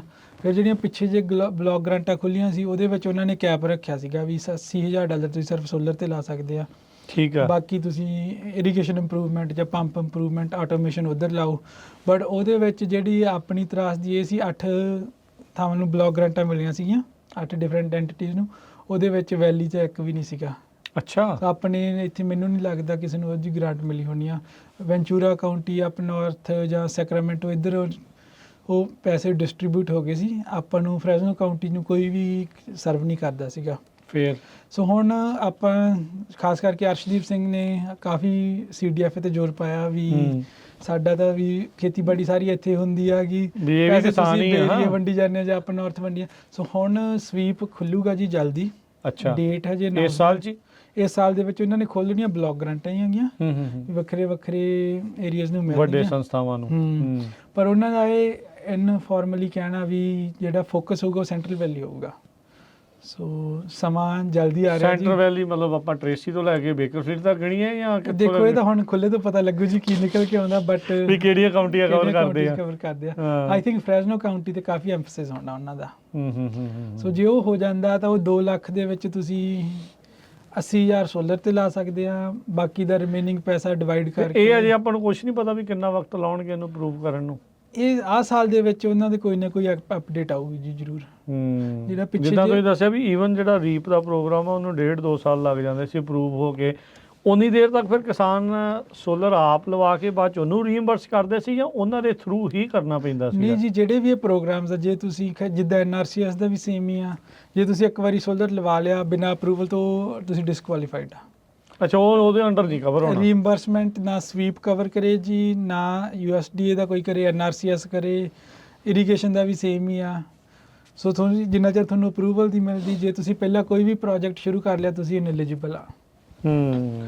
ਅੱਛਾ। ਤੇ ਬਟ ਜਿਹੜਾ ਸਵੀਪ ਦਾ ਓਵਰਆਲ ਜਿੰਨਾ ਕੁ ਮੇਰਾ ਐਕਸਪੀਰੀਅੰਸ ਆ ਜੀ, ਜਦੋਂ ਇਹ ਅਪਰੂਵ ਹੋ ਗਿਆ ਆ ਗਿਆ, ਇਹ 2 ਸਾਲਾਂ ਦਾ ਨਹੀਂ, ਇਹ ਤਾਂ ਕੁਝ ਕੁ ਮਹੀਨਿਆਂ ਦੀ ਹੈਗੀ, 1-2 ਮਹੀਨਿਆਂ ਦੀ। ਇਹਦੇ ਲਈ ਵੀ ਗ੍ਰਾਂਟ ਅਪਲਾਈ ਕਰਨ ਵਾਲਾ ਬੰਦਾ ਭਾਲਣਾ ਪੈਂਦਾ ਹੈ ਜਾਂ ਇਹ ਬੰਦਾ ਆਪ ਕਰ ਸਕਦਾ ਹੈ? ਇਹ ਆਪ ਵੀ ਕਰ ਸਕਦੇ ਆ, ਬਟ ਮੈਂ ਇਹਦੇ ਵਿੱਚ ਗ੍ਰਾਂਟ ਰਾਈਟਰ ਦੇ ਹੱਕ 'ਚ ਜਾਊਂਗਾ ਕਿਉਂਕਿ ਪੈਸੇ ਬਹੁਤ ਲਿਮਿਟਿਡ ਆਉਣੇ ਆਗੇ ਤੇ ਕੰਪੀਟੀਸ਼ਨ ਬਹੁਤ ਜ਼ਿਆਦਾ ਹੈ ਇਹਦਾ ਐਤਕੀ। ਅੱਛਾ ਕਿਉਂਕਿ ਪਿਛਲੇ 2 ਸਾਲਾਂ ਚੋਂ ਥੋੜਾ ਜਦੋਂ ਲਾਸਟ ਵਾਰੀ ਓਪਨ ਕੀਤੀ ਸੀ ਇਹਨਾਂ ਨੇ ਬਲੌਕ ਗ੍ਰਾਂਟ ਨੂੰ ਪੈਸੇ ਵੰਡ ਕੇ ਕੁਝ ਕੁ ਪੈਸੇ ਇਹਨਾਂ ਕੋਲ ਸੀਗੇ ਸਰਪਲਸ, ਵੀ ਜਿਹੜਾ ਉਹਨਾਂ ਨੇ ਡਾਇਰੈਕਟਲੀ ਵੰਡਣਾ ਸੀਗਾ। ਸੋ ਓਪਨ ਕਰਕੇ ਉਹਨਾਂ ਨੇ ਫਿਰ ਕਲੋਜ਼ ਕਰ ਲਿਆ ਸੀਗਾ ਕਿਉਂਕਿ ਬਜਟ ਕੱਟ ਕਰਕੇ। ਅੱਛਾ ਸੋ ਇਨ ਬਿਟਵੀਨ ਲਾਸਟ ਖੁੱਲੇ ਨੂੰ ਟਾਈਮ ਹੋ ਗਿਆ। ਪ੍ਰੋਗਰਾਮ ਬਹੁਤ ਸੋਹਣਾ ਜੀ, ਤੇ ਇਹਦੇ ਤੇ ਕੰਪੀਟੀਸ਼ਨ ਬਹੁਤ ਹੋਣਾ ਗਾ। ਸਵੀਪ ਤੇ ਹੈਲਦੀ ਸੋਇਲ ਵਾਲਾ ਇਹ ਉਹ ਵਾਲਾ ਇਹ ਉਹ ਪ੍ਰੋਗਰਾਮ ਵਾਲਾ ਪ੍ਰੋਗਰਾਮ ਆ। ਸੋ ਇਹਦੇ ਕੰਪੀਟੀਸ਼ਨ ਹੋਣ ਦੇ ਚਾਂਸ ਬਹੁਤ ਜ਼ਿਆਦਾ ਆ ਕਿਉਂਕਿ ਸਾਰਿਆਂ ਦੀ ਅੱਖ ਇਹਦੇ ਤੇ ਆ। ਸਾਰਿਆਂ ਨੂੰ ਪੀਜੀਐਨਡੀ ਦਾ ਬਿੱਲ ਰੜਕਦਾ ਸਾਰਿਆਂ ਨੂੰ। ਸੋ ਹਰ ਕਿਸੇ ਦੀ ਕੋਸ਼ਿਸ਼ ਹੋਣੀ ਆ ਵੀ ਇਸ ਤੇ ਆਪਾਂ ਗ੍ਰਾਂਟ ਲੈ ਸਕੀਏ। ਸੋ ਮੈਨੂੰ ਲੱਗਦਾ ਜੇ ਤੁਹਾਨੂੰ ਕੋਈ ਗ੍ਰਾਂਟ ਰਾਈਟਰ ਜਾਣਦਾ ਕੋਈ ਵੀ, ਉਹ ਹੈਲਪ ਲੈਣ 'ਚ ਕੋਈ ਇਤਰਾਜ਼ ਨਹੀਂਗਾ। ਠੀਕ ਆ, ਤੁਸੀਂ 2 ਇਸ਼ੂ ਦੱਸੇ ਸੀ। ਇੱਕ ਤੇ ਇਹ ਹੋ ਗਿਆ ਨਾ ਵੀ ਗ੍ਰਾਂਟ ਲਿਖਣੀ ਹੋਈ ਔਖੀ ਆ, ਮਿਲਦੀ ਬੜਾ ਟਾਈਮ ਲਾ ਕੇ ਆ। ਸੋਲਰ ਤੋਂ ਲੈ ਕੇ ਹੋਰ ਕਿਹੜੇ ਇਸ਼ੂ ਜਿਹੜੇ ਇਸ ਟਾਈਮ ਸਾਹਮਣਾ ਕਰਨਾ ਪੈ ਰਿਹਾ? ਟਰੂ ਅਪ ਬਿੱਲ, ਹਰ ਮਹੀਨੇ ਬਿੱਲ, ਸੋਲਰ ਲੱਗਣ ਤੋਂ ਬਾਅਦ ਫੇਰ ਜ਼ਿਆਦਾ, ਇਹ ਕੀ ਚੱਕਰ ਕੀ ਚੱਲ ਰਿਹਾ ਆ? ਰਾਜਕਰਨ ਜੀ, ਇਹ ਤੁਸੀਂ ਕਾਫੀ ਸੋਹਣਾ ਟੌਪਿਕ ਨੂੰ ਹੱਥ ਮਾਰਿਆ ਹੈਗਾ। ਇਹਦਾ ਦੇਖੋ, ਜਿਹੜਾ ਤਾਂ ਰੀਪ ਵਰਸਸ ਸਵੀਪ ਆ, ਸਵੀਪ ਇੰਨਾ ਮੁਸ਼ਕਿਲ ਨਹੀਂ ਜਿੰਨਾ ਕਿ ਉਹਨਾਂ ਨੇ ਰੀਪ ਕੀਤਾ ਪਿਆ। ਰੀਪ ਦੇ ਵਿੱਚ ਤਾਂ ਇੰਨੀ ਕੁ ਜ਼ਿਆਦਾ ਬਿਊਰੋਕ੍ਰੇਸੀ ਆ ਵੀ ਤੁਸੀਂ ਸਵਾਲ ਹੀ ਨਹੀਂ ਪੈਦਾ ਹੁੰਦਾ, ਤੁਸੀਂ ਬਿਨਾਂ ਅਨਲੈਸ ਤੁਸੀਂ ਕਾਫੀ ਕੁਆਲੀਫਾਈਡ ਆ, ਤੁਹਾਨੂੰ ਐਕਸਪੀਰੀਅੰਸ ਆ ਜਿਹੜੇ ਨੀਪਾ ਰਿਵਿਊਜ਼ ਵਗੈਰਾ ਦਾ, ਜਿਹੜੇ ਇਨਵਾਇਰਮੈਂਟਲ ਰਿਵਿਊਜ਼ ਦਾ। ਤੇ ਬਟ ਜਿਹੜਾ ਸਵੀਪ ਆ ਕਾਫੀ ਈਜ਼ੀਅਰ ਲੱਗਦਾ ਮੈਨੂੰ ਤਾਂ, ਜੋ ਸੁਣਨ ਚ ਆਇਆ। ਬਾਕੀ ਹੁਣ ਜਦੋਂ ਜਿਹੜਾ ਅਪਲਾਈ ਕਰੂ ਉਹਨੂੰ ਪਤਾ ਲੱਗੂ। ਪ੍ਰੋਗਰਾਮ ਓਪਨ ਹੋਣਗੇ, ਜਦੋਂ ਆਪਾਂ ਅਪਲਾਈ ਕਰਾਂਗੇ ਉਦੋਂ ਪਤਾ ਲੱਗੂ ਉਹਦਾ ਕਿੱਦਾਂ ਦੀ ਫੀਡਬੈਕ ਆਉਂਦੀ ਆ। ਠੀਕ ਆ। ਬਟ ਸੋਲਰ ਇੱਕ ਹੱਦ ਤੱਕ ਤੁਹਾਡੀ ਹੈਲਪ ਕਰ ਸਕਦਾ। ਇਹਨੇ 100% ਇਹਦੀ ਸਮੱਸਿਆ ਦਾ ਹੱਲ ਨਹੀਂ ਜੀ ਕਰਨਾ। ਇਸ਼ੂ ਕੀ ਹੁੰਦਾ ਜੀ, ਜਿੱਦਾਂ ਹੁਣ ਇੱਕ ਖੇਤ ਅਸੀਂ ਦੇਖਿਆ ਸੀਗਾ ਆਪਣੇ ਨਜ਼ਦੀਕੀ ਦਾ ਹੀ ਆ, ਉਹਦਾ ਜਿਹੜੀ ਪੰਪ ਦੀ ਡਿਮਾਂਡ ਸੀ, ਉਹਨੇ 25 ਹਾਰਸ ਪਾਵਰ ਦੀ ਮੋਟਰ ਪਾਈ ਹੈ ਨਾ। ਠੀਕ ਆ ਜੀ। ਤੇ 22 ਕਿਲੋਵਾਟ ਉਹਦੀ ਕੰਜ਼ੰਪਸ਼ਨ ਸੀਗੀ। ਠੀਕ ਆ। ਜਦੋਂ ਮੋਟਰ ਚੱਲਦੀ ਆ 21-22 ਕਿਲੋਵਾਟ ਉਹ ਯੂਜ਼ ਕਰਦੀ ਹੈਗੀ। ਛੋਟਾ ਖੇਤ ਆ ਜੀ, ਵਧੀਆ। ਤੇ ਬਟ ਅਸੀਂ ਉਹਦੇ ਸਿਸਟਮ ਜਿਹੜਾ ਸੋਲਰ ਲੱਗਿਆ ਉਹ ਵੀ 21-22 ਕਿਲੋਵਾਟ ਦਾ, ਵੀ ਉਹਨੂੰ ਮੈਕਸਿਮਾਈਜ਼ ਕਰਕੇ ਲਾਇਆ ਆਪਦੇ ਜਾਣੇ, ਵੀ ਇਹਦੀ ਜਿੰਨੀ ਡਿਮਾਂਡ ਉਨੀ ਜਨਰੇਟ ਹੋਵੇ, ਉਦੋਂ ਵੱਧ ਹੋਵੇ, ਉਸ ਤੋਂ ਵੱਧ ਜਨਰੇਟ ਹੋਵੇ। ਕੋਸ਼ਿਸ਼ ਕੀਤਾ ਸੀ ਫॉर ਮੋਟਰ ਨੂੰ ਅਸੀਂ VFD ਲਾ ਕੇ 3 ਸੈੱਟ 'ਚ ਡਿਵਾਈਡ ਕੀਤਾ। ਵੇਰੀਏਬਲ ਕੀਤੀ। ਹਾਂਜੀ, ਜੇ ਡਿਮਾਂਡ ਧੁੱਪ ਘੱਟ ਆ, ਇਹ 5 ਕਿਲੋਵਾਟ 7 ਕਿਲੋਵਾਟ ਤੇ ਵੀ ਚੱਲ ਕੇ 3 ਹਿੱਸਿਆਂ 'ਚ ਆਪਾਂ ਪਾਣੀ ਲਾ ਲਿਆ ਕਰਾਂਗੇ। ਠੀਕ ਆ। ਵੀ ਆਪਾਂ ਟਰੂ ਅਪ ਨਹੀਂ ਪਰਵਾਨ ਦੇਣਾ। ਪਰ ਉਹਦੇ 'ਚ ਸਮੱਸਿਆ ਇਹ ਆਈ ਜੀ, ਇੱਕ ਦਿਨ ਰਾਤ ਨੂੰ ਸਪਰੇਅ ਕਰਨੀ ਸੀਗੀ, ਤੇ ਹੁਣ ਰਾਤ ਨੂੰ ਪੰਪ ਤਾਂ ਔਨ ਕਰਨਾ ਪੈਣਾ। ਤੇ 15 ਕਹਿੰਦੇ ਵੀ ਜਿੱਦਾਂ 15 ਮਿੰਟ ਤੁਹਾਡਾ ਪੰਪ ਦੀ ਜਿਹੜੀ ਡਿਮਾਂਡ ਆ, ਉਹਦੇ ਹਿਸਾਬ ਨਾਲ ਉਹਦਾ ਜਿਹੜਾ ਬੇਸ ਪ੍ਰਾਈਸ ਉਹ ਤੈਅ ਕਰਦੇ ਹੈਗੇ, ਵੀ ਮਿਨੀਮਮ ਬੈਂਚਮਾਰਕ ਕਰ ਦੇਣਾ। ਹਾਂਜੀ। ਪਰ ਕਿੰਨਾ ਖਿੱਚਿਆ ਫਿਰ ਉਹਨੂੰ ਮੈਨੂੰ ਐਗਜ਼ੈਕਟ ਨਹੀਂ ਉਹਦਾ ਪਤਾ ਵੀ ਕਿਸ ਟਰਮ ਕੀ ਕਹਿੰਦੇ ਆ ਉਹਨੂੰ, ਜਿਹੜੀ ਉਹਦੀ ਕਾਸਟ ਜਿੰਨੀ ਕਿਲੋਵਾਟ ਦੇ ਹਿਸਾਬ ਨਾਲ। ਉਹਦਾ ਆਇਆ ਜੀ $650। ਬਿਜਲੀ ਦਾ ਬਿੱਲ ਵਿੱਚੋਂ $5 ਸੀਗਾ ਜਿਹੜੇ ਯੂਨਿਟ ਉਹਨੇ ਬਰਨ ਕੀਤੇ। ਪਰ ਜਿਹੜਾ ਇੱਕ ਵਾਰ ਉਹ ਗ੍ਰਿਡ ਨਾਲ ਕਨੈਕਟ ਹੋ ਕੇ ਮੈਕਸ ਡਿਮਾਂਡ ਉਹਦੀ, ਜਦੋਂ ਉਹਨੇ ਮੈਕਸ ਇੱਕ ਹਿਸਾਬ ਦੇ ਨਾਲ ਉਹਨੇ ਖਿੱਚੀ, ਹਾਂਜੀ, ਤੇ ਉਹਦਾ ਬਿੱਲ ਆ ਗਿਆ ਸਰਵਿਸ ਚਾਰਜ। ਡਿਮਾਂਡ ਬੇਸਿਕਲੀ ਵੀ ਇਹਦੀ ਮੈਕਸਿਮਮ ਡਿਮਾਂਡ 22 ਕਿਲੋਵਾਟ ਆ। 22 ਕਿਲੋਵਾਟ ਆ, ਵੀ ਅਸੀਂ ਇਹਨੂੰ 22 ਕਿਲੋਵਾਟ ਪ੍ਰੋਵਾਈਡ ਕਰਾਉਣੀ ਆ ਆਲ ਦਾ ਟਾਈਮ। ਹਾਂਜੀ, ਉਹਦੇ $50 ਦੇ ਹਿਸਾਬ ਨਾਲ ਸ਼ਾਇਦ ਉਹਨਾਂ $650-700 ਬਿੱਲ ਆ ਗਿਆ। ਤੇ ਫਿਰ ਇਹਨੂੰ ਘਟਾਉਣਾ ਕਿੱਦਾਂ? ਇਹਨੂੰ ਨਹੀਂ ਘਟਾ ਸਕਦੇ ਜੀ। ਨਹੀਂ, ਮੋਟਰ ਹੌਲੀ ਮਤਲਬ ਘੱਟ ਪਾਵਰ ਤੇ ਨਹੀਂ ਚਲਾ ਸਕਦੇ ਇਹਦੀ। ਜਿਹੜਾ ਉਹ 'ਚ ਅਸੀਂ ਦੇਖਿਆ ਵੀ ਇਹਨੂੰ ਤੁਸੀਂ ਫਿਰ ਇਹਨੂੰ ਮਤਲਬ ਖੇਤ ਨੂੰ ਹੋਰ ਹਿੱਸਿਆਂ 'ਚ ਵੰਡਿਆ ਜਾਵੇ। ਇਹਦਾ ਜਿਹੜਾ ਸੋਲੂਸ਼ਨ ਇਹ ਅਸੀਂ ਪਹੁੰਚੇ ਆ ਜੀ, ਵੀ ਹਿੱਸਿਆਂ 'ਚ ਵੀ ਵੰਡ ਸਕਦੇ ਆ ਤੁਸੀਂ। ਐਡਵਾਂਸ ਪਲੈਨਿੰਗ ਕਰਕੇ ਚੱਲੋ, ਟਰਾਈ ਦਿਨੇ ਚਲਾਓ ਜੀ। ਐਗਜ਼ੈਕਟਲੀ। ਹੁਣ ਹਮੇਸ਼ਾ ਤਾਂ ਪੋਸੀਬਲ ਨਹੀਂਗਾ, ਜਿੱਦਾਂ ਹੁਣ ਜੇ ਮੰਨ ਲਓ ਬਾਈ ਚਾਂਸ ਕਿਸੇ ਮਹੀਨੇ ਦੇ ਵਿੱਚ ਜੇ ਰਾਤ ਨੂੰ ਚਲਾ ਲਈ, ਉਹ ਫਿਰ ਅਗਲੇ ਬਿੱਲਾਂ ਦੇ ਲਈ ਉਹ ਪੱਕਾ ਹੋ ਜਾਣੀ, ਉਹ ਪੱਕਾ ਤੇ ਬਾਅਦ ਚੇਂਜ ਹੋ ਜਾਂਦੀ ਨਹੀਂ, ਉਸ ਮਹੀਨੇ ਦਾ ਹੀ ਆ ਜੀ। ਇਹ ਹਰ ਮਹੀਨੇ ਉਹਨੇ ਨਵੇਂ ਸਿਰ ਤੋਂ ਕਰਨਾ। ਹਾਂਜੀ, ਜੇ ਤੁਹਾਡੇ ਫਰਵਰੀ ਦੇ ਵਿੱਚ ਤੁਸੀਂ ਕੁਛ ਨਹੀਂ, ਫਿਰ ਉਹ ਤੁਹਾਡਾ ਜ਼ੀਰੋ, ਕੁਛ ਕੁ ਪੈਸੇ ਆਉਣੇ ਆ ਬਿੱਲ ਉਹਦਾ, ਜਿਹੜਾ ਉਹਨਾਂ ਦੇ ਫਿਕਸਡ ਹੈਗੇ ਆ। ਬਟ ਜੇ ਤੁਹਾਡਾ ਫੀਸ ਉਹ ਜਿਹੜੀ ਹੁੰਦੀ ਆ, ਜੇ ਤੁਹਾਡਾ ਮੰਨ ਲਓ ਫਰਵਰੀ 'ਚ 15 ਮਿੰਟ ਪੰਪ ਚੱਲਦਾ ਰਾਤ ਨੂੰ ਜੋ ਬਿਨਾਂ ਸੋਲਰ ਤੋਂ, ਜਿਹੜੀ ਉਹਦੀ ਕੰਜ਼ੰਪਸ਼ਨ ਸੀ 22 ਕਿਲੋਵਾਟ, ਉਹਦੀ ਡਿਮਾਂਡ ਉਹਦੇ ਹਿਸਾਬ ਨਾਲ ਤੁਹਾਨੂੰ ਬਿੱਲ ਆ ਜਾਏ। ਮੈਕਸ ਡਿਮਾਂਡ ਪ੍ਰਾਈਸ ਆ। ਹਾਂਜੀ, ਇਹ ਦੇਖੋ ਪੰਪ ਤਾਂ ਬਹੁਤ ਛੋਟਾ 20 ਹਾਰਸ ਪਾਵਰ ਦਾ, ਜਿਹੜੇ ਆਪਣੇ ਫਾਰਮਰਸ ਦੇ 100 150 ਹਾਰਸ ਪਾਵਰ ਦੇ ਪੰਪ ਕੱਢ ਦਿੰਦੇ ਹੋਣੇ। ਤੁਸੀਂ ਦੇਖੋ ਉਹਨਾਂ ਦਾ 3-3 ਹਜ਼ਾਰ ਤਾਂ ਡਿਮਾਂਡ ਚਾਰਜ ਹੀ ਹੈ ਜੀ ਵਿਚਾਰਿਆਂ ਦੇ। ਈਵਨ ਸੋਲਰ ਲੱਗਣ ਤੋਂ ਬਾਅਦ ਚ ਵੀ, ਇਹ ਤਾਂ ਫਿਰ ਪੀਜੀਐਨ ਧੱਕਾ ਹੀ ਕਰ ਰਹੀ ਹੈ। ਹਾਂਜੀ, ਤੇ ਇਹਦਾ ਕੀ ਹੱਲ? ਕੋਈ ਹੱਲ ਨਹੀਂ ਇਹਦਾ। ਹੱਲ ਹੁਣ ਆਪਾਂ ਸੋਲਰ ਵੀ ਕਿੱਡਾ ਕੁ ਆਪਾਂ ਓਵਰਸਾਈਜ਼ ਕਰ ਸਕਦੇ ਹਾਂ ਜੀ। ਫਿਰ ਨਹੀਂ ਰਾਤ ਨੂੰ ਤਾਂ ਸੋਲਰ ਵੈਸੇ ਨਹੀਂ ਚੱਲਣਾ। ਫਿਰ ਉਹਦੀ ਕੋਸ਼ਿਸ਼ ਹੁੰਦੀ ਹੈ, ਦੇਖੋ ਜੇ ਤਾਂ ਤੁਹਾਡੇ ਕੋਲੇ ਨਵਾਂ ਖੇਤ ਆ, ਬ੍ਰਾਂਡ ਨਿਊ ਸਲੇਟ ਖਾਲੀ ਸਲੇਟ ਮੰਨ ਕੇ ਚੱਲੋ ਆਪਾਂ, ਵੀ ਆਪਾਂ ਸਿਸਟਮ ਹੀ ਐਡਾ ਓਵਰਸਾਈਜ਼ ਕਰ ਦਿੰਦੇ ਆ, ਸੋਲਰ ਵੀ ਵੱਡਾ, ਪੰਪ ਵੀ ਵੱਡਾ, ਇਰੀਗੇਸ਼ਨ ਵੀ ਸਾਰੀ 12 ਘੰਟਿਆਂ 'ਚ ਹੁੰਦੀ ਹੋਵੇ, ਇਨ ਕੇਸ ਉਹਨੂੰ ਡਿਵਾਈਡ ਕਰਕੇ ਜੇ ਆਪਾਂ ਨੂੰ ਦੋਵਾਂ ਸੈਟਾਂ 'ਚ ਕਰਨੀ ਪਵੇ ਵੀ ਆਪਾਂ ਕੋਸ਼ਿਸ਼ ਕਰਨੀ ਆ ਵੀ ਮੋਟਰ ਰਾਤ ਨੂੰ ਗ੍ਰਿਡ ਨਾਲ ਜੋੜਨੀ ਨਹੀਂ ਗੀ। ਪਰ ਜੇ ਆਪਣਾ ਐਗਜ਼ਿਸਟਿੰਗ ਖੇਤ ਆ ਉਹਦੇ 'ਚ ਫਿਰ ਆਪਣੀਆਂ ਆਪਸ਼ਨਸ ਬਹੁਤ ਲਿਮਿਟਿਡ ਹੋ ਜਾਂਦੀਆਂ ਹੈਗੀਆਂ। ਆਪਾਂ ਕਾਫੀ ਦੇਖਿਆ ਵੀ ਆਪਣੇ ਖਾਸ ਕਰਕੇ ਪੱਗ ਦੇ ਗਰੁੱਪ 'ਚ ਕਾਫੀ ਆਪਣੇ ਫਾਰਮਰਸ ਦੇ ਇਸ਼ੂ ਲੈ ਕੇ ਆਉਂਦੇ ਆ ਵੀ ਸਾਡਾ ਬਿੱਲ ਫੇਰ ਆ ਗਿਆ। ਐਗਜ਼ੈਕਟਲੀ ਬਣਦਾ ਹੀ ਆ ਉਹਨਾਂ ਦਾ ਇਸ਼ੂ ਤਾਂ ਫਿਰ ਵੀ ਅਸੀਂ ਇੰਨੇ ਪੈਸੇ ਸੋਲਰ ਤੇ ਲਾਏ। ਤੇ ਇਹਦੀ ਫਿਰ ਕੋਈ ਸਿਖਲਾਈ ਹੋਵੇ ਬੰਦੇ ਨੂੰ, ਇਹ ਫਿਰ ਹੁਣ ਸਿਖਾਉਣਾ ਵੀ ਪੈਣਾ ਵੀ ਕਦੋਂ ਚਲਾਉਣਾ ਕਦੋਂ ਨਹੀਂ ਜਿਹੜਾ ਉਹ ਚਲਾਉਣਾ। ਇਹਦਾ ਇੱਕ ਹੱਲ ਤਾਂ ਹੈਗਾ ਜੀ, ਹੁਣ ਕਾਫੀ ਕੰਪਨੀਆਂ ਹੈਗੀਆਂ ਜਿਹੜੀਆਂ ਇਹਦੀ ਨਾ ਮਾਡਲਿੰਗ ਕਰਦੀਆਂ ਹੈਗੀਆਂ AI ਦੇ ਨਾਲ ਕਹਿ ਲਓ, ਜਾਂ ਤੁਹਾਡਾ ਹੋਰ ਕਾਫੀ ਉਹਨਾਂ ਦੇ ਤਰੀਕੇ ਹੈਗੇ ਸਮਾਰਟ ਮਾਡਲਿੰਗ। ਹੁਣ ਇਹਦੇ 'ਚ ਕੀ ਕਰਦੇ ਆ ਆਪਾਂ, ਇਹਨੂੰ ਆਫਸੈਟ ਕਰਨ ਦੇ 2 ਤਰੀਕੇ ਹੈਗੇ। ਇੱਕ ਤਾਂ ਆਪਾਂ ਮੰਨ ਲਓ ਮੋਟਰ ਹੀ ਨਹੀਂ ਚਲਾਉਣੀ ਰਾਤ ਨੂੰ, ਇਹ ਫੀਜ਼ੀਬਲ ਨਹੀਂਗਾ ਹਨਾ, ਹਮੇਸ਼ਾ ਪੋਸੀਬਲ ਲੋਡ ਪੈ ਜਾਂਦੀ ਆ। ਸੋ ਜੇ ਆਪਾਂ ਉਸੇ ਸਾਈਜ਼ ਦੀ ਆਪਾਂ ਬੈਟਰੀ ਲਵਾਉਣੇ ਆ ਮੰਨ ਲਓ, ਸੋ ਉਹਦੇ ਆਪਾਂ ਨੂੰ ਬੈਟਰੀ ਦੀ ਕਾਸਟ ਇੰਨੀ ਜ਼ਿਆਦਾ ਹੋ ਜਾਣੀ ਹੈ ਵੀ ਉਹ ਸੈਂਸ ਨਹੀਂ ਬਣਦੀ ਹੈ ਨਾ। ਜਿਹੜੇ ਕਾਪਰ ਦੀਆਂ ਤਾਰਾਂ ਨਹੀਂ ਛੱਡਦੇ ਬੈਟਰੀ ਨਾ ਚੱਕ ਕੇ ਲੈ ਕੇ ਜਾਣਗੇ ਜੀ। ਸੋ ਉਹਦੇ 'ਚੋਂ ਮਾਡਲਿੰਗ ਇਦਾਂ ਕਰਦੇ ਆ ਵੀ ਕਿੱਡੀ ਕੁ ਆਪਾਂ ਬੈਟਰੀ ਲਾਈ ਜਾਵੇ ਵੀ ਜਿਹੜੀ ਉਹ ਕਾਸਟ ਇਫੈਕਟਿਵ ਹੋਵੇ। ਫੋਰ ਐਗਜ਼ਾਮਪਲ ਮੰਨ ਲਓ ਆਪਾਂ ਇਸੇ ਪੰਪ ਦੀ ਜਿਹੜੀ ਮੈਂ ਤੁਹਾਨੂੰ ਐਗਜ਼ਾਮਪਲ ਦਿੱਤੀ ਸੀ 22 ਕਿਲੋਵਾਟ ਉਹਦੀ ਪੀਕ ਡਿਮਾਂਡ ਸੀਗੀ, ਤੇ ਉਹ 10-12 ਵਾਲੀ ਲਾ ਲਓ। ਉਹ ਮਾਡਲ ਕਰਦੇ ਆ ਜੀ 5 ਦੀ ਲਾਓ ਵੀ ਕਿੰਨੇ ਕੁ ਨਾਲ ਤੁਹਾਡੀ ਬੈਟਰੀ ਦੀ ਕਾਸਟ ਵੀ ਰਿਕਵਰ ਹੋ ਜੇ ਤੇ ਉਹ ਟਰੂ ਅਪ ਵੀ ਉਹ ਆਫਸੈਟ ਹੋ ਜੇ। PG&E ਨੂੰ ਕੋਈ ਨਹੀਂ ਪੁੱਛਦਾ ਵੀ ਭਾਈ ਇਹ $50 ਜਿਹੜੇ ਪੀਕ ਚਾਰਜ ਜਿਹੜੇ ਤੁਸੀਂ ਮੈਕਸਿਮਮ ਡਿਮਾਂਡ ਇਹ ਪੀਕ ਨਹੀਂ ਜੀ, ਪੀਕ ਸੈਪਰੇਟ ਆ। ਪੀਕ ਮੈਕਸਿਮਮ ਡਿਮਾਂਡ ਜਿਹੜੇ ਚਾਰजेस ਆ ਵੀ ਕਿਸੇ ਵੀ ਟਾਈਮ ਤੁਹਾਨੂੰ ਜੀ ਇੰਨੇ 22 ਕਿਲੋਵਾਟ ਦੀ ਲੋਡ ਪੈ ਸਕਦੀ ਆ ਵੀ ਉਹਦੇ ਤੇ ਤੁਸੀਂ $50 ਪਰ ਕਿਲੋਵਾਟ ਦੇ ਠੋਕੀ ਜਾਂਦੇ ਆ, 60 ਠੋਕੀ ਜਾਂਦੇ ਆ ਵੀ PG&E ਨੂੰ ਕੋਈ ਨਹੀਂ ਕਹਿੰਦਾ। ਉਹ ਅੰਨੇ ਵਾਹ 20% 10% 15% ਚੱਕੀ ਜਾਂਦੇ। ਬਿਲਕੁਲ। ਸੋ ਇੱਕ ਤਾਂ ਹੋ ਗਿਆ ਇਹ ਤਾਂ ਡਿਮਾਂਡ ਚਾਰਜ ਹੋ ਗਿਆ ਜੀ। ਫਿਰ ਪੀਕ ਵਾਲੇ ਚਾਰजेस ਵੀ ਹੈਗੇ ਉਹ ਵੀ ਜਿਵੇਂ 5 ਦਿਨੇ ਆ ਕਿ ਰਾਤੀ ਆ, ਉਹ 5 ਤੋਂ 8। ਸੋ ਸਮਾਂ ਕਾਫੀ ਲਿਮਿਟਿਡ ਜੀ ਵਿੰਡੋ ਮਿਲਦੀ ਹੈਗੀ ਉਸ ਜਿਸ 'ਚ ਆਪਾਂ ਇਹਨੂੰ ਆਪਰੇਟ ਕਰ ਸਕਦੇ ਹਾਂ। ਸੋ ਉੱਥੇ ਜਿਹੜੀ ਬੈਟਰੀ ਪੀਕ ਦੇ ਵਿੱਚ ਫਿਰ ਚਲਾਉਣਾ ਚਾਹੀਦਾ ਕਿ ਨਹੀਂ ਚਲਾਉਣਾ ਚਾਹੀਦਾ ਜੀ ਉਸ ਟਾਈਮ 5 ਤੋਂ 8 ਦਿਨ ਦੇ ਸਵੇਰ ਦੇ 5 ਤੋਂ ਲੈ ਕੇ ਰਾਤ ਦੇ ਨਹੀਂ ਜੀ ਸ਼ਾਮ ਦੇ 5 ਤੋਂ 8 ਉਦੋਂ ਨਾ ਚਲਾਓ ਫਿਰ। ਸੋ ਇਹਦੇ 'ਚ ਕਿੰਨੇ ਪਲਾਨ ਹੁੰਦੇ ਹੈਗੇ ਵੀ ਜਿਵੇਂ ਹੁਣ PG&E ਨੂੰ ਕਹਿ ਸਕਦੇ ਭਾਈ ਸਾਡੇ ਤਾਂ ਪਾਣੀ ਨਹੀਂ ਲੱਗਣਾ, ਉਹਦਾ ਇੱਕ ਪਲਾਨ ਹੁੰਦਾ ਉਹ 'ਚ ਤੁਹਾਨੂੰ 2 ਦਿਨ ਦੇ ਦਿੰਦੇ ਤੁਸੀਂ ਪਿਕ ਕਰ ਲਓ। ਅੱਛਾ। ਜਿਸ 'ਚ ਤੁਸੀਂ ਕੰਟੀਨਿਊਸ ਉਹਨੂੰ ਯੂਜ਼ ਕਰ ਸਕਦੇ, ਤੁਹਾਡੇ ਡਿਮਾਂਡ ਉਹ ਪੈਂਦੇ ਨਹੀਂ ਪੀਕ। ਅਨਲੈਸ ਜੇ ਉਹ ਤੁਹਾਡਾ ਨਹੀਂ ਸੈਟਅਪ ਕੀਤਾ ਹੋਇਆ ਕੋਈ ਉਹਨਾਂ ਨਾਲ ਤੁਹਾਨੂੰ ਪੀਕ ਦੇ ਜੇ ਤੁਸੀਂ 5 ਤੋਂ 8 ਚਲਾਉਂਦੇ ਆ ਮੋਟਰ ਉਹਦੇ ਖਰਚਾ ਪੈਣਾ ਜੀ। ਨਹੀਂ ਪਰ 5 ਤੋਂ 8 ਤਾਂ ਯੂਜਲੀ ਚਲਾਉਣ ਗਰਮੀਆਂ ਤਾਂ ਦਿਨ ਦੁਨ ਜਿਹਾ ਹੁੰਦਾ ਹੀ ਆ, ਫਿਰ ਮਾੜਾ ਮੋਟਾ ਕੁਛ ਬਣਦੀ ਹੈ ਗੱਲ, ਉਹਦੇ ਨਾਲ ਸੋਲਰ ਹੈਲਪ ਕਰ ਜਾਂਦਾ ਕਿ ਨਹੀਂ? ਉਹਦੇ ਵਿੱਚ ਹੁਣ 2 ਮਸਲੇ ਸਾਹਮਣੇ ਆਉਂਦੇ ਆ ਜੀ। ਹਰ ਇੱਕ ਜੀ 2 ਮਸਲੇ ਕੱਢੀ ਜਾਂਦੇ ਆ ਤੁਸੀਂ ਅੱਜ। ਤੇ ਨਹੀਂ ਦੇਖੋ ਸੋਲਰ ਤਾਂ ਹੈਲਪ ਕਰਦਾ ਖਾਸ ਕਰਕੇ ਕਿਉਂਕਿ ਦਿਨ ਲੰਬੇ ਹੁੰਦੇ ਆਗੇ ਤੇ ਪਰ ਜੇ ਉਹਦੀ ਪ੍ਰੋਡਕਸ਼ਨ ਪੂਰੀ ਨਹੀਂ ਫਿਰ ਵੀ ਜਿੰਨੇ ਆਪਾਂ ਉਧਰੋਂ ਯੂਜ਼ ਕਰਾਂਗੇ ਉਹਦਾ ਬਿੱਲ ਫਿਰ ਆਉਣਾ ਹੀ ਆਉਣਾ। ਇੱਥੇ ਜਾ ਕੇ ਬੈਟਰੀ ਦੀ ਵੀ ਹੈਲਪ ਹੋ ਸਕਦੀ ਆ ਜੇ ਉਹਨਾਂ ਨੇ ਸਟੱਡੀ ਕਰਕੇ ਆਪਟੀਮਾਈਜ਼ ਕੀਤੀ ਹੋਵੇ ਵੀ ਕਿੱਡੀ ਕੁ ਬੈਟਰੀ ਨਾਲ ਆਪਾਂ ਇਹਨੂੰ ਆਫਸੈਟ ਕਰ ਸਕਦੇ ਹਾਂ। ਨੰਬਰ 2 ਕਈਆਂ ਦੀ ਪ੍ਰੋਬਲਮ ਆ ਹੁੰਦੀ ਹੈ ਜੀ ਉਹਨਾਂ ਦੇ ਪੰਪ ਬਹੁਤ ਦੂਰ ਆ, ਰਿਮੋਟ ਏਰੀਆ 'ਚ ਆ ਗਏ, ਸੋ ਉਹਨਾਂ ਨੂੰ ਫੀਜ਼ੀਬਲ ਨਹੀਂਗਾ ਵੀ ਰੋਜ਼ ਜਾ ਕੇ 5 ਘੰਟੇ ਆਫ ਕਰਕੇ 3 ਘੰਟੇ ਬਾਅਦ ਫਿਰ ਜਾ ਕੇ ਉਹਨੂੰ ਚਲਾ ਕੇ ਆਓ। ਉੱਥੇ ਆਟੋਮੇਸ਼ਨ ਦਾ ਕਾਫੀ ਵਧੀਆ ਰੋਲ ਨਿਭਾ ਸਕਦੀ ਆ ਵੀ ਜਿਹੜੀ ਟਾਈਮਿੰਗ ਸੈੱਟ ਕਰ ਦਿਓ। ਬਿਲਕੁਲ ਜੀ। ਟਾਈਮਰ ਹੋ ਗਿਆ, ਫੁੱਲੀ ਆਟੋਮੇਟਿਡ ਹੋ ਗਿਆ ਵੀ ਉਹਨੇ ਆਪੇ ਬੰਦ ਕਰ ਦੇਣਾ। ਸੇਮ ਜੇ ਸੋਲਰ ਦੇ ਡਿਮਾਂਡ ਨਾਲ ਉਹਨੇ ਤੁਹਾਡਾ ਹੁਣ ਤਾਂ ਕਾਫੀ ਨਵੇਂ ਪਲੇਟਫਾਰਮ ਆ ਰਹੇ ਆ ਜਿਹੜੇ ਇੰਨੇ ਐਡਵਾਂਸ ਆ, ਉਹ ਤੁਹਾਡੀ ਜਿਹੜੀ ਸੋਇਲ ਮੋਇਸਚਰ ਦੀ ਮੋਨੀਟਰਿੰਗ ਕਰਦੇ ਹੈਗੇ, ਸੈਂਸਰ ਲੱਗੇ ਹੁੰਦੇ ਹੈਗੇ, ਉਹਨਾਂ ਨੇ ਦੇਖਦੇ ਰਹਿਣਾ ਵੀ ਕੀ ਯੀਲਡ ਆ, ਉਹਨਾਂ ਨੇ ਫਿਰ ਦੇਖਣਾ ਗਾਂ ਕੀ ਹੈਗੀ ਸਕੈਜੂਲਿੰਗ ਉਸ ਹਿਸਾਬ ਨਾਲ ਕਰਨੀ ਆ, ਗਾਂ ਕਿੰਨੀ ਗਰਮੀ ਆ, ਕੀ ਹਿਊਮਿਡਿਟੀ ਟੈਂਪਰੇਚਰ ਦੇ ਹਿਸਾਬ ਨਾਲ। ਸੋ ਫਿਰ ਉਹ ਆਪਟੀਮਾਈਜ਼ ਕਰ ਲੈਂਦੇ ਵੀ ਆਪਾਂ ਕਿੰਨਾ ਚਿਰ ਸੋਲਰ ਦੇ ਵਿੱਚ। ਮੋਟਰਾਂ ਤਾਂ ਹੁਣ ਕਈ ਵਾਰੀ ਕਈ ਦਿਨ ਚੱਲਦੀਆਂ ਰਹਿੰਦੀਆਂ, ਉਹਦੇ ਵਿੱਚ ਫਿਰ ਇਹ ਤਾਂ ਕੰਮ ਬਹੁਤ ਔਖਾ ਜਿੱਦਾਂ ਤੁਸੀਂ ਦੱਸਿਆ। ਸੋ ਇੱਥੇ ਕੰਪਲੀਕੇਸ਼ਨਸ ਆ ਜਾਂਦੀਆਂ ਜਿਹੜੇ ਆਪਣੇ ਛੋਟੇ ਫਾਰਮਰ ਕਹਿ ਲਓ ਜਾਂ ਫੈਮਿਲੀ ਫਾਰਮਰ, ਉੱਥੇ ਆਪਣੇ ਕੋਲ ਡਿਸਐਡਵਾਂਟੇਜ ਆ ਜੀ ਇੱਥੇ।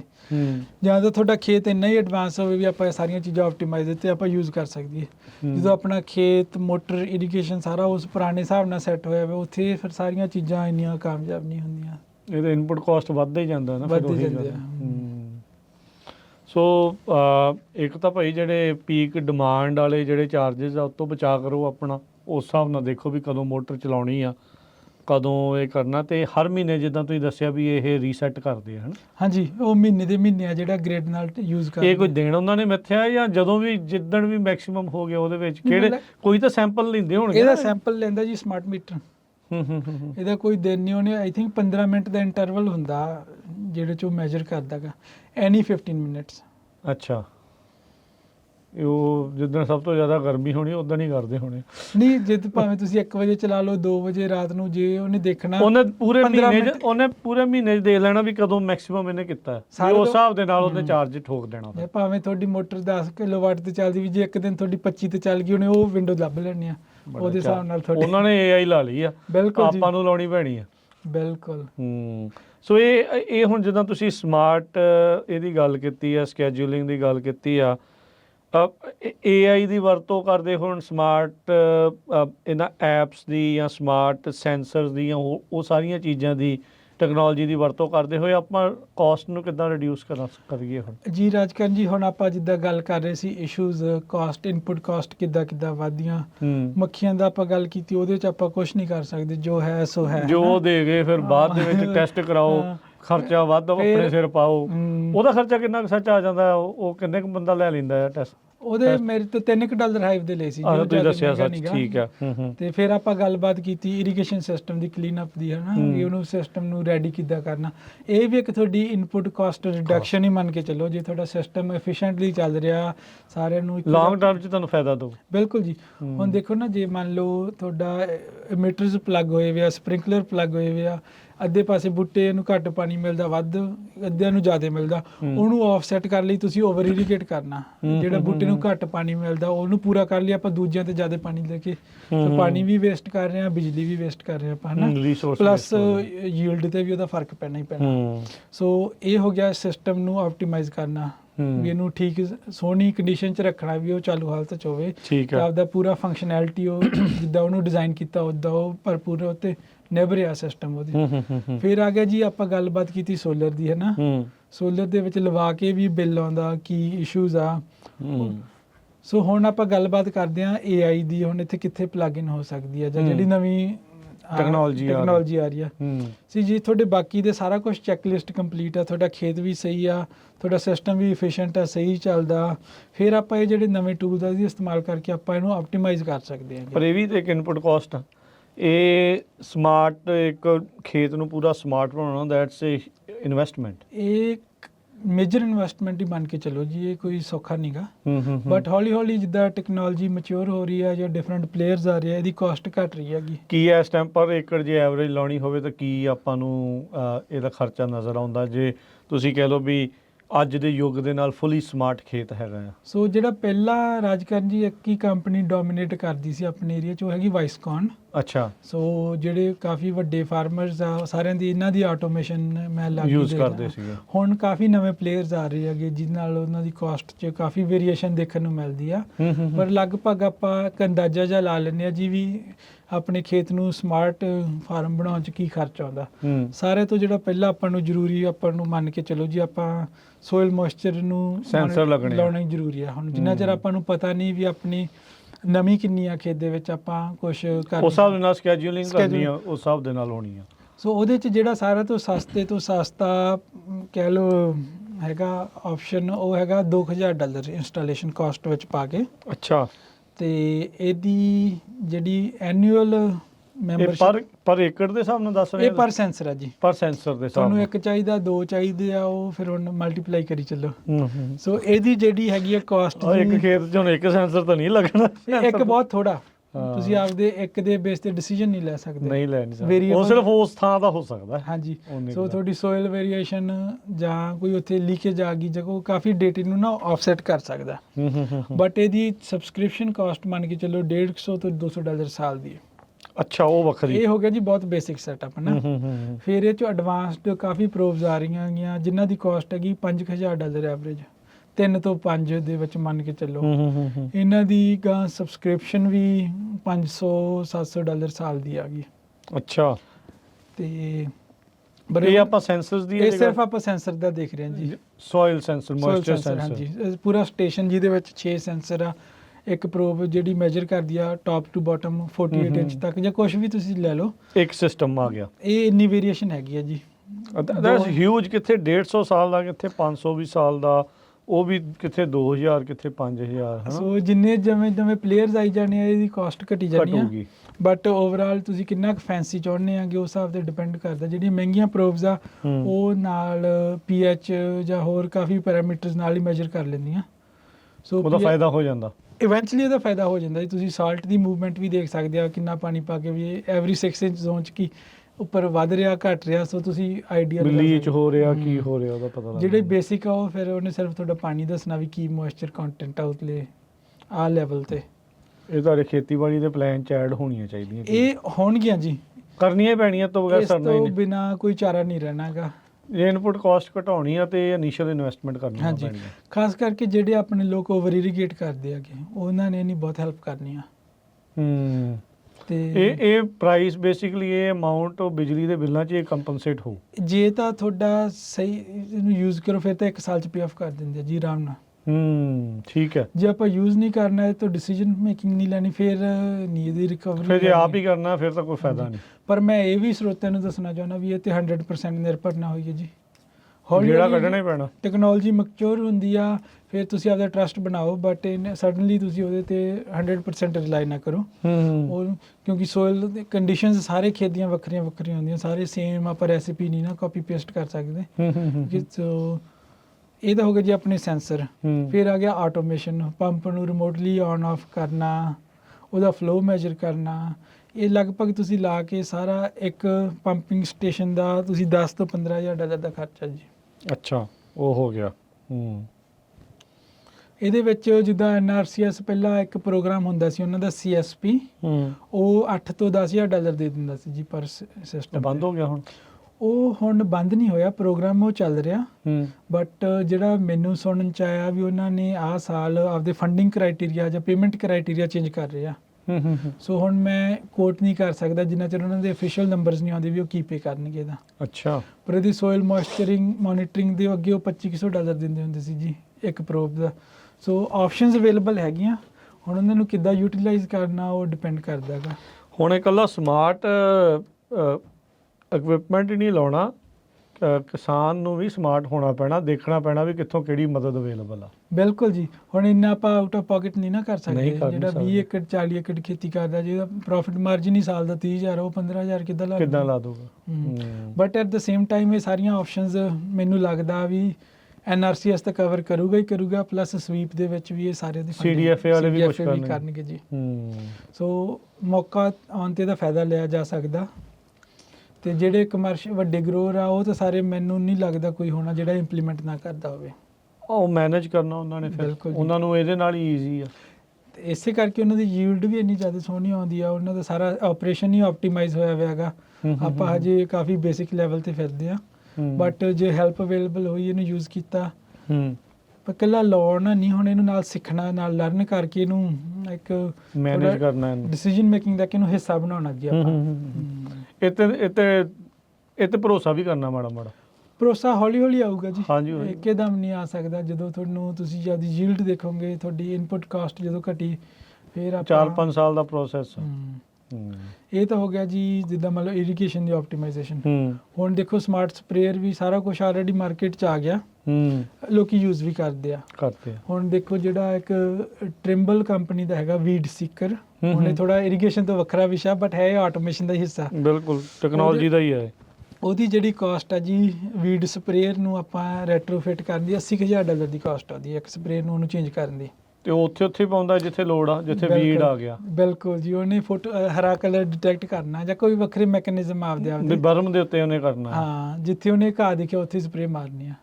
ਕਿੰਨੀ ਰਿਡਕਸ਼ਨ ਹੋ ਜਾਂਦੀ ਹੈ ਇੱਥੇ ਪੈਸਟੀਸਾਈਡ ਇਨਸੈਕਟ। ਦੇਖੋ ਜੇ ਤਾਂ ਤੁਸੀਂ ਆਲਰੇਡੀ ਬਿਹਾਈਂਡ ਆ, ਤੁਹਾਡੇ ਸਾਰੇ ਗੰਦ ਫਿਰ ਤਾਂ ਨਹੀਂ ਹੋਣੀ ਜੀ। ਬਟ ਜੇ ਤੁਸੀਂ ਉਹਨੂੰ ਜਿੱਦਾਂ ਟਾਈਮ ਨਾਲ ਕਰ ਲਿਆ, ਗੱਲਬਾਤ ਕੀਤੀ ਸੀ, ਟਾਈਮ ਨਾਲ ਉਹਨੂੰ ਇੰਪਲੀਮੈਂਟ ਕਰਦੇ ਰਹੇ ਹੈ ਨਾ ਫ੍ਰੀਕੁਐਂਟਲੀ, 25% ਤੋਂ ਲੈ ਕੇ 70% ਤੱਕ ਉਹ ਕਹਿੰਦੇ ਆ ਕਿ ਵੀ ਪ੍ਰੋਮਿਸ ਕਰਦੇ ਆ ਵੀ ਹਰਬੀਸਾਈਡ ਦੀ ਸੇਵਿੰਗ ਹੋਣੀ ਆ। ਤੇ ਉਹ ਬਹੁਤ ਮਹਿੰਗੇ ਆ, ਪਰ ਗੇੜੇ ਵੀ ਤਾਂ ਉਹਨੇ ਵੱਧ ਲਾਉਣੇ ਪੈਣਗੇ। ਹਾਂ, ਸੋ ਉਹੀ ਹੁਣ ਆਪਾਂ ਨੂੰ ਦੇਖਣਾ ਪੈਣਾ ਵੀ ਕਿੱਥੇ ਆਫਸਾਈਟ ਕਿੱਥੇ ਆ ਕੇ ਇਹਦਾ ਬੈਨੀਫਿਟ ਆਪਾਂ ਨੂੰ ਨਜ਼ਰ ਆਉਂਦਾ ਵੀ ਕਿੱਥੇ ਕਾਸਟ ਇਹਦੇ ਰਿਕਵਰ ਹੁੰਦੀ ਆ। ਬਟ ਇਹ ਚੀਜ਼ਾਂ ਸਭ ਆਲਰੇਡੀ ਮਾਰਕੀਟ ਦੇ ਵਿੱਚ ਆ ਚੁੱਕੀਆਂ ਜੀ। ਬਸ ਇਹ ਆ ਵੀ ਹੌਲੀ ਹੌਲੀ ਇਹ ਸਾਰੀਆਂ ਚੀਜ਼ਾਂ ਇਕੱਠੀਆਂ ਤਾਂ ਚਲੋ ਨਹੀਂ ਕੀਤੀਆਂ ਜਾ ਸਕਦੀਆਂ। ਐਵਰੀ ਈਅਰ ਕੁਛ ਨਾ ਕੁਛ ਦੇਖੋ ਵੀ ਕਿਹੜੀ ਚੀਜ਼ ਤੁਸੀਂ ਐਡ ਕਰ ਸਕਦੇ ਆ।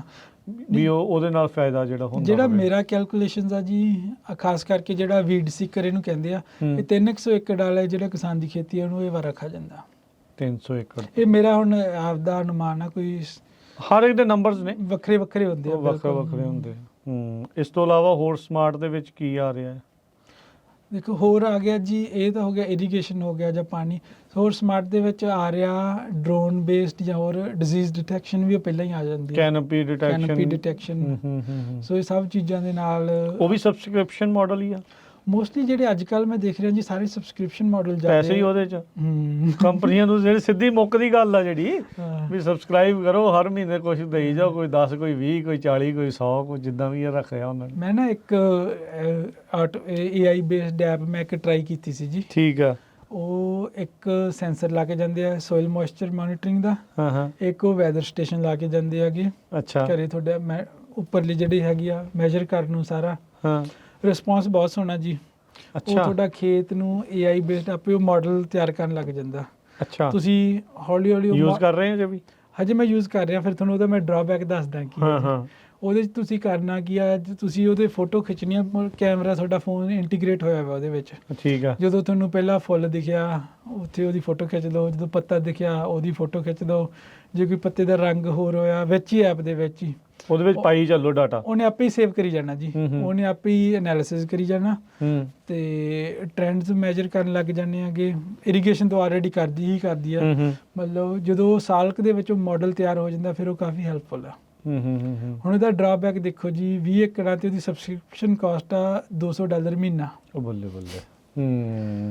ਸੋ ਇੱਥੇ ਆ ਕੇ ਫਿਰ ਹੁਣ ਮੈਨੂੰ ਅਫੋਰਡੇਬਿਲਟੀ ਤੇ ਉਹ ਇਸ਼ੂਜ਼ ਸਾਰੇ ਆ ਜਾਂਦੇ ਹੈਗੇ। $2,500 ਤੇ ਸਾਲ ਦਾ ਇਹੀ ਚਲਾ ਗਿਆ ਸਬਸਕ੍ਰਿਪਸ਼ਨ ਤੇ, ਕੱਲੀ ਸਬਸਕ੍ਰਿਪਸ਼ਨ ਫੀਸ ਇਹਦੀ। ਸੋ ਇਵੈਂਚੁਅਲੀ ਮੈਂ ਆਸ ਕਰਦਾ ਵੀ ਜਿੱਦਾਂ ਜਿੱਦਾਂ ਹੋਰ ਟੈਕਨੋਲੋਜੀਜ਼ ਜਾਂ ਨਵੇਂ ਪਲੇਅਰ ਆਪਣੇ ਆਉਣਗੇ ਵਿੱਚ ਫਿਰ ਇਹਦਾ ਬੈਟਰ ਹੁੰਦੀ ਰਹੂਗੀ। ਫਿਰ ROI ਬੈਟਰ ਹੋਊਗੀ। ਬਿਲਕੁਲ ਜੀ ਬਿਲਕੁਲ। ਚਲੋ ਧੰਨਵਾਦ ਦਯਾਦੀਪਕ ਸਿੰਘ, ਤੁਸੀਂ ਅੱਜ ਆਏ ਸਾਡੇ ਨਾਲ ਪ੍ਰੋਗਰਾਮ ਅਪਡੇਟ ਫਾਰਮਿੰਗ ਦੇ ਵਿੱਚ ਬੜੀਆਂ ਅਹਿਮ ਗੱਲਾਂ ਜਿਹੜੀਆਂ ਉਹ ਕੀਤੀਆਂ ਤੇ ਬੜੀ ਮਿਹਰਬਾਨੀ। ਮਿਲਦੇ ਹਾਂ ਅਗਲੀ ਵਾਰੀ। ਅੱਜ ਦੀ ਗੱਲਬਾਤ ਲਈ ਸਤਿ ਸ਼੍ਰੀ ਅਕਾਲ। Thank you very much. ਸਤਿ ਸ਼੍ਰੀ ਅਕਾਲ।